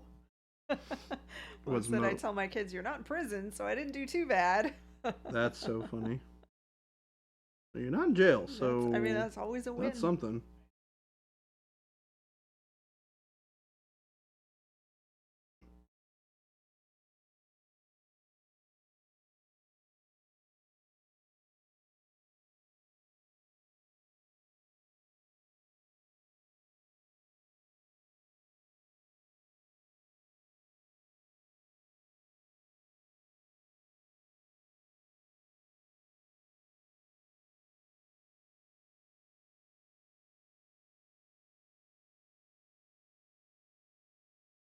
Let's see here. How do we want to approach doing all these reflections on this side of the face? Chris Christopherson said, Jordan, are you entering this in a competition at all, or are you going to be that guy who paints something like this, then sits it on a shelf like it's nothing? Well, it's not like it's not like it's nothing. We sell this model. We sell this model, so it will be basically box art for it. We get to use it in all of our promotional stuff for when we want to show you guys cool things that can be done with Acryl. We also take it to shows. It's a good way to kind of show models off, show techniques off, things like that. There's a lot of things we'll get to do with this model when it's done. But no, I am not entering this in any competitions. I don't really do painting competitions. I don't. I understand the excitement that some people get out of it. I do not. The only reason I would ever enter a painting competition is to get feedback. And I don't feel like I need to participate in competition to do that. Although for a lot of people it is a good way.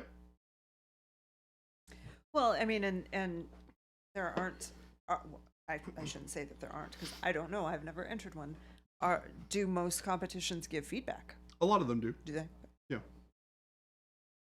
I mean, because it also depends on like who is doing the judging. Right. And how many entries, I would think. Right. You know, for something where there's like hundreds of people who've entered, there can't be that much feedback that's given, is there? You'd be surprised. Really? Yeah. I mean, well, a lot of people don't care. Because a lot of people will just enter a painting competition just to enter. Okay. Yeah. To compete. And they either are not necessarily looking to get better at painting, they're just looking to see how they stack up, right? And I don't really care about that. I'm comfortable with my level of painting and I want to get better at it, but I don't feel like I need to be better than other people. Or do I want to be as good as some other people? Yeah, absolutely. I want to get better at painting. Of course. There's nothing wrong with that. Everyone should strive to, you know, want to be better. But I don't need to. My painting speaks for itself. That's the way I view it. Is I let my work speak for itself. And, you know. And are you enjoying painting this? Oh my god, I love the paint. I'm loving painting this. It's so much fun. And that's so the it's other thing okay too. to just paint something just because you like it. That's also true. Yeah. Even if it sits on a shelf, and then it sits on a shelf for you to enjoy. Right. Well, and for me, like, this may sound dumb, but, you know, once it's done, I've gotten the things out of it that I wanted, which is the experience of having put the paint on the model. I don't reminisce over things like that super often, unless it's like a really significant piece in like that I've done. So like the first model that I ever entered in a painting competition, which I gave to my grandmother for Christmas. Like that's something that I've held on to that I care about a lot. And there's some other ones that are like, ooh, I really loved this painting. I'd like to hold on to that sort of thing. But they're all kind of like milestones. It's like I learned a lot of things on this. These are the things that I felt like I learned. These are the things that I feel like I needed to work on. So like one of the things that I, you know, and I got some fantastic feedback from some wonderful people at Nova last year. So like from the sacrifice to try and incorporate more color into my non-metallic metal. So that's what this is an exercise for. And that's all I really look at it as. This is a way for me to just have an entire model that's teaching me things. That's a good way to look at it. JP Gray said, I like this robot. You're so good at them. You should only ever paint robots. The robot butt? JP, you should only ever paint robots. Yeah. Oh yeah, I am painting a robot for JP Gray. Yes. Well, are you JP, painting it it's for a him? Because robot. now you've said it. Now he thinks you're painting it for him. No. Now he's gonna come in and demand more robots. No, not know for this you, guy. JP Gray. You have too many Pokemon cards. You don't need anything else.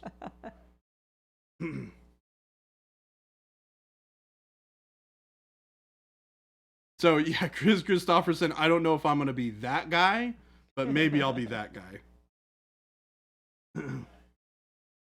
It depends on we how. do tend to be that guy around here, though. Huh?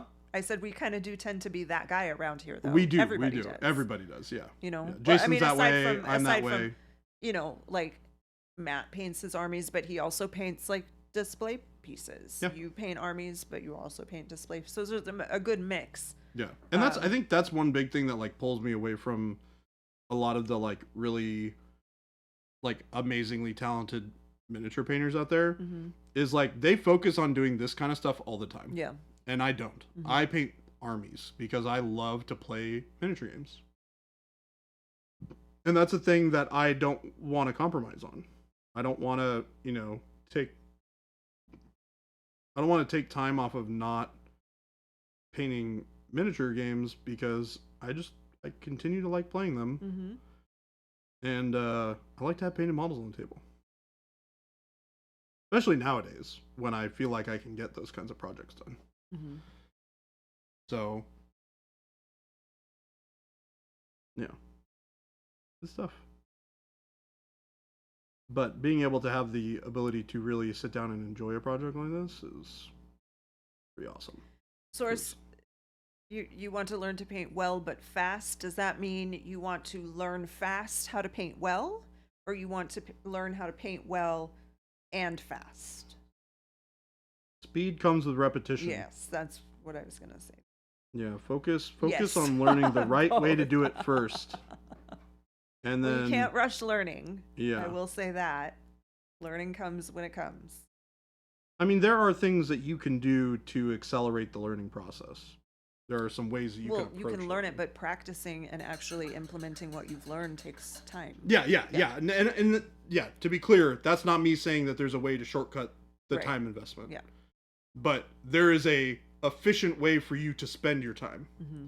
That's what I'm talking Yeah. about. Don't just paint, like if you want to learn to get really good at painting miniatures really fast, don't just paint random stuff all the time. Focus on what you're painting and why you're painting it, and focus on those elements that you're trying to teach yourself while you're painting it. Now, also incorporate things that you're enjoying, so hopefully you enjoy that part of it. But like if you really want to focus on getting good at something, you have to focus on the thing you're trying to get good at. And take it in small chunks, not just like, I want to focus on getting good at painting, so I'm just going to paint. Like, I want to get good at painting non-metallic metal. Okay? I'm going to focus on painting something that is only non-metallic metal. Or, on a model that has a little bit of both, spend a lot of time on making sure that the non-metallic metal is better than you've ever painted it. And then you can paint the rest of it and have a good time with that, or what have you. But focused learning definitely is gonna take you far. JP Gray, I will let you know when I have that answer. What answer is that? I spend all my time working and not painting miniatures. When does the time appear that allows me to paint miniatures? It's a great question. I don't know the answer to that question, by the way. But it is a great question.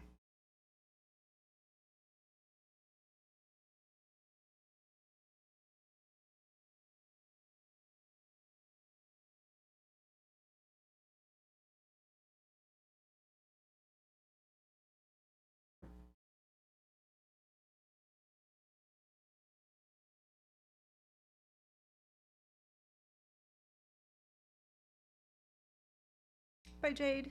Have a good night. Bye, Jade. And maybe Chuck. Probably Chuck too. I mean, I do paint minis. You just don't get to I paint just- them as often as you I might don't like. have a lot of time to paint.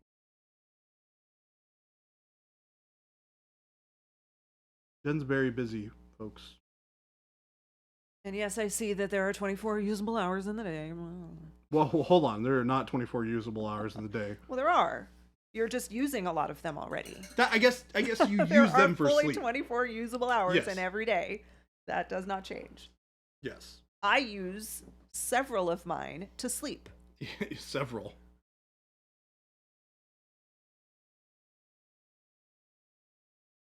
Lord Commander Gentastic is a fantastic mini painter. Thank you, Ghost Hunter. Lord Commander!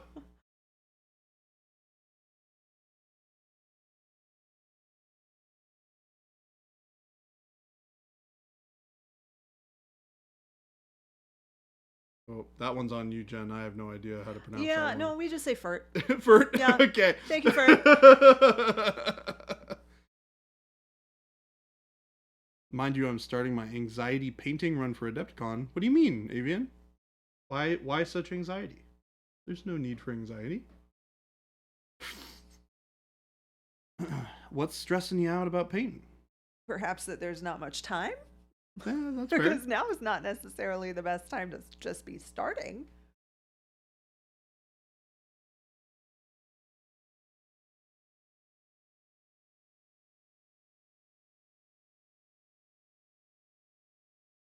Okay, game delay.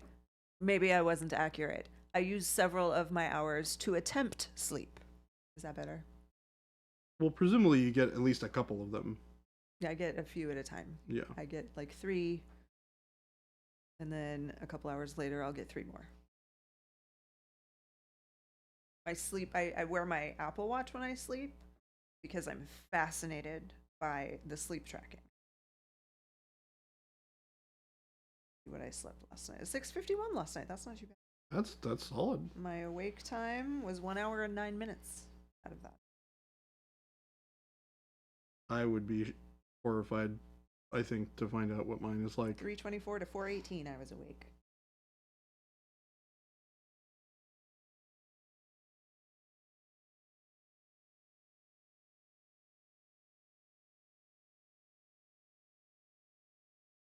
I got a one of Jason's magic pillows back in December, and Yeah. that has helped me. Tremendously. It's helped a little, not tremendously, no, but it has helped improve my or extend my sleep time. So my average used to be around 6. Now it's a little closer to 7. Nice. I mean, 7 solid hours of sleep is. So that's the thing, though, they're not solid hours. Oh, okay. That when I said I sleep. Oh, for not 3, continuous. Right. Yeah. When I sleep for 3. I'm awake for a couple, and then I'll sleep for another 3. That's fair. It is millet. It's a millet pillow, so it's like almost like a beanbag kind of. It's amazing. I have a link. I have it on my.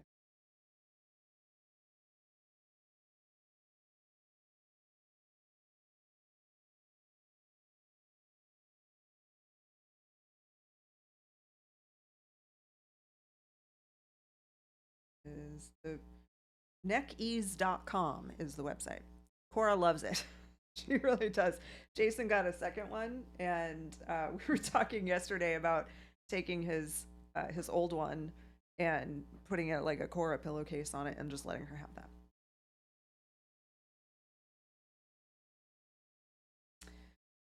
Real Nick Caprio. This is Jordan. Hi. Said this sculpt being based on a Donato Giancola painting. Mm-hmm. It was chosen for the inspiration of technique approximation, or do you take some ideas from his work with non-metallic in? So the style of his painting is very different than the style that I'm painting this in.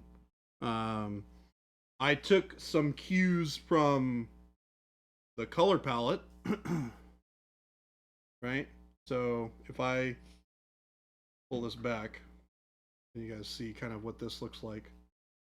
It's not 100% the same, but I took some cues from the warmth in the color palette that he has in this piece. It's definitely very different.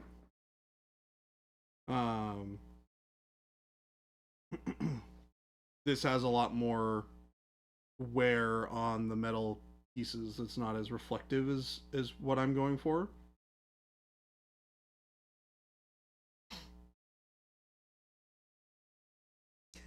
Pathetic robots. Nope, not pathetic.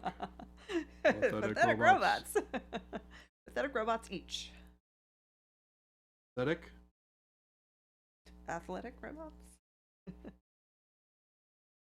Only there was an elf. That would be funny. Yeah.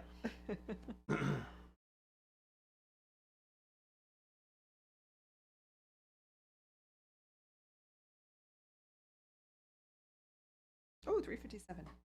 I'm gonna go check the. Check to see if I'll be right Phil back. did it. Yeah, of course, real Nick Caprio. Yeah, it started. It started for me. I really love that piece, and I love Donato's style of painting. But it is not the way that I tend to prefer to paint. Now, I could have done a study on painting in that style, but I chose to work on my particular approach to achieving those kinds of results instead, if that makes sense.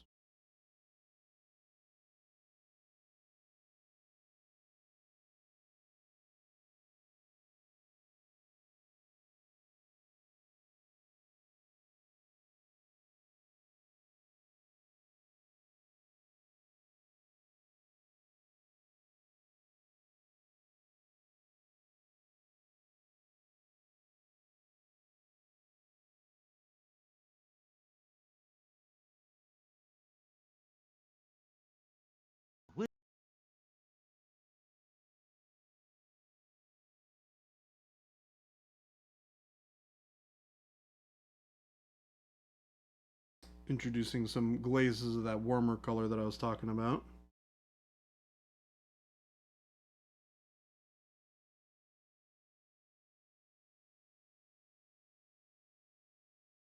Trying to incorporate it to some of these areas here.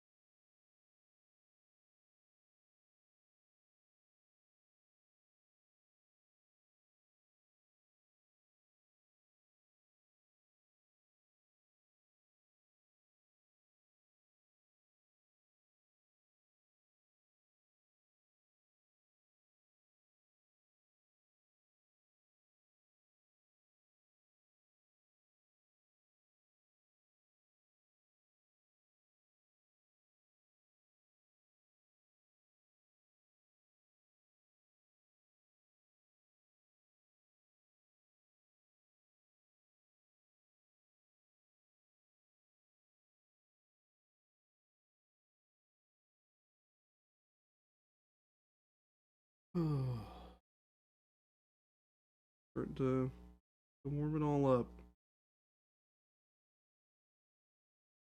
And what I'm going to do is after I'm done putting in some of these glazes, I'm going to cool it down with some of that green that I was talking about from before.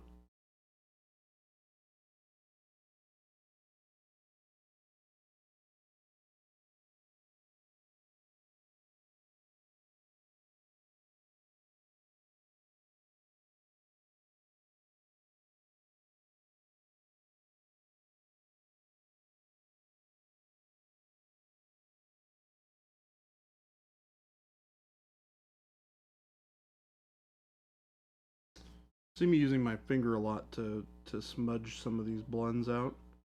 The idea is to pull some of that excess paint away, but still give that little bit of color tinting.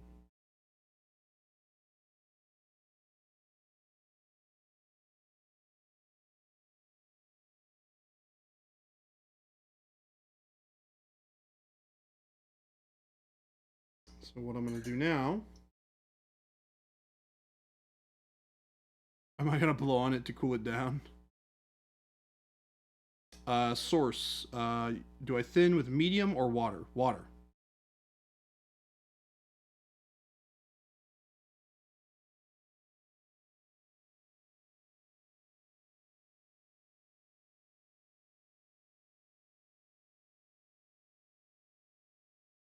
Missed a little bit of reflection in this little. I don't even know what this would be behind the knee. When do you choose to use medium and why? What is the best blending tool and why is it your finger? You know, it works really good. If you guys mess around with it you get some really cool effects with it.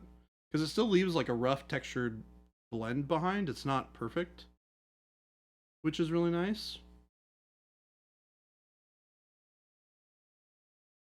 And the answer, when do you choose medium and why? I will use a medium when I'm doing lots of glazes at one time. Source. The nice thing about the glaze and wash medium is it does extend your open time as well as thin out for opacity or transparency, I should say. It's definitely not always the best solution, especially if I just want to do a quick glaze like what I did just there. The goal isn't necessarily to do a lot of glazes.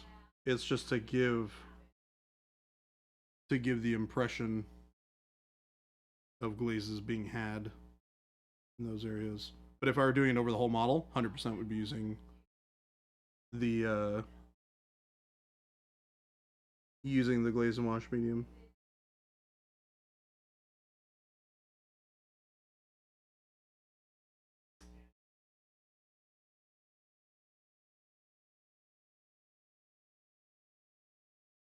And putting some of these kind of under reflections of where the light's reflecting off of the underside of the metal plate for the gold.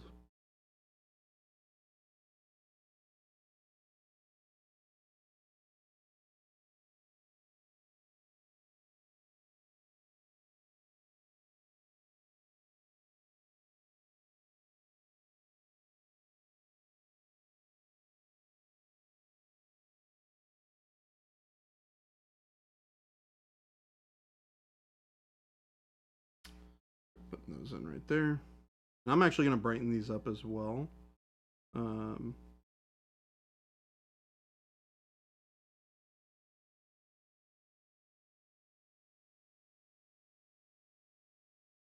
This down into this corner here.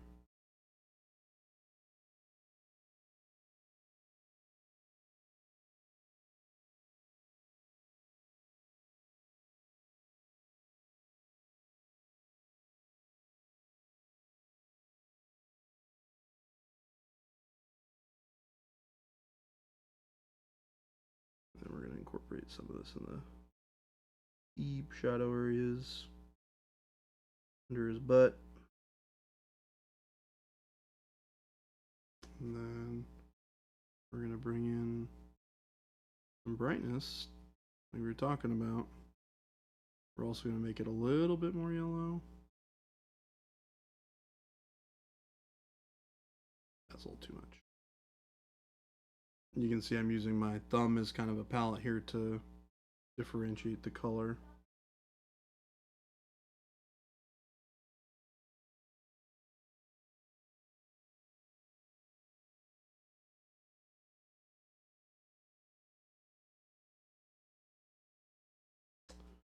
Putting those little reflections in there. And the reason I'm making them more yellow is because a lot of these are reflecting against other bits of gold. So I want that kind of gold reflection to come through from the yellows.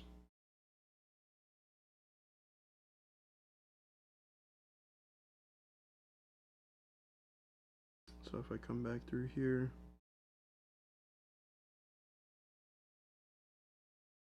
push a little bit of that reflection in there.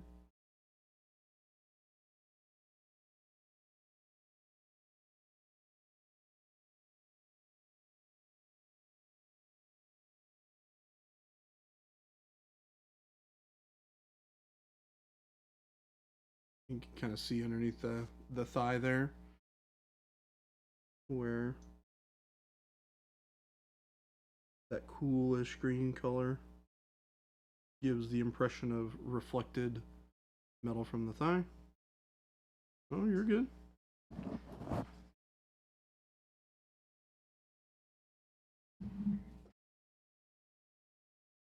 Does everything seem to be in order? Oh yeah, they were just finishing a bunch of stuff up, so I always wait until people Got it. walk away.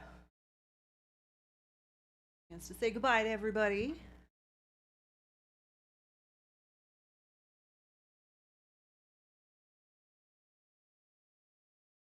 Did you tell Jason that you were staying late tonight?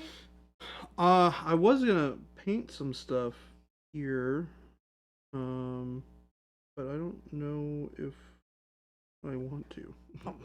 To be honest.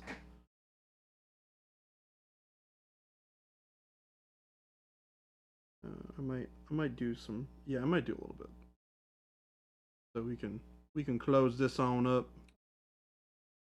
Now that it's 4:08. Some links up for you all. We can adjourn until tomorrow.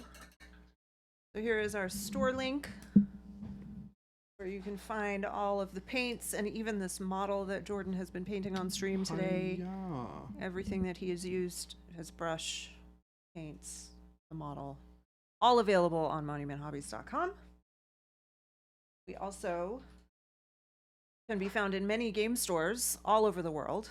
So if you want even to Brazil check out, apparently. Even Brazil, that's a new one. You can click that store locator link, type in your zip code or your postal code, and see if there's a store close by you where you could actually visit the store, support a small local business, and get your Pro Acryl there. We have our Discord community, which is awesome.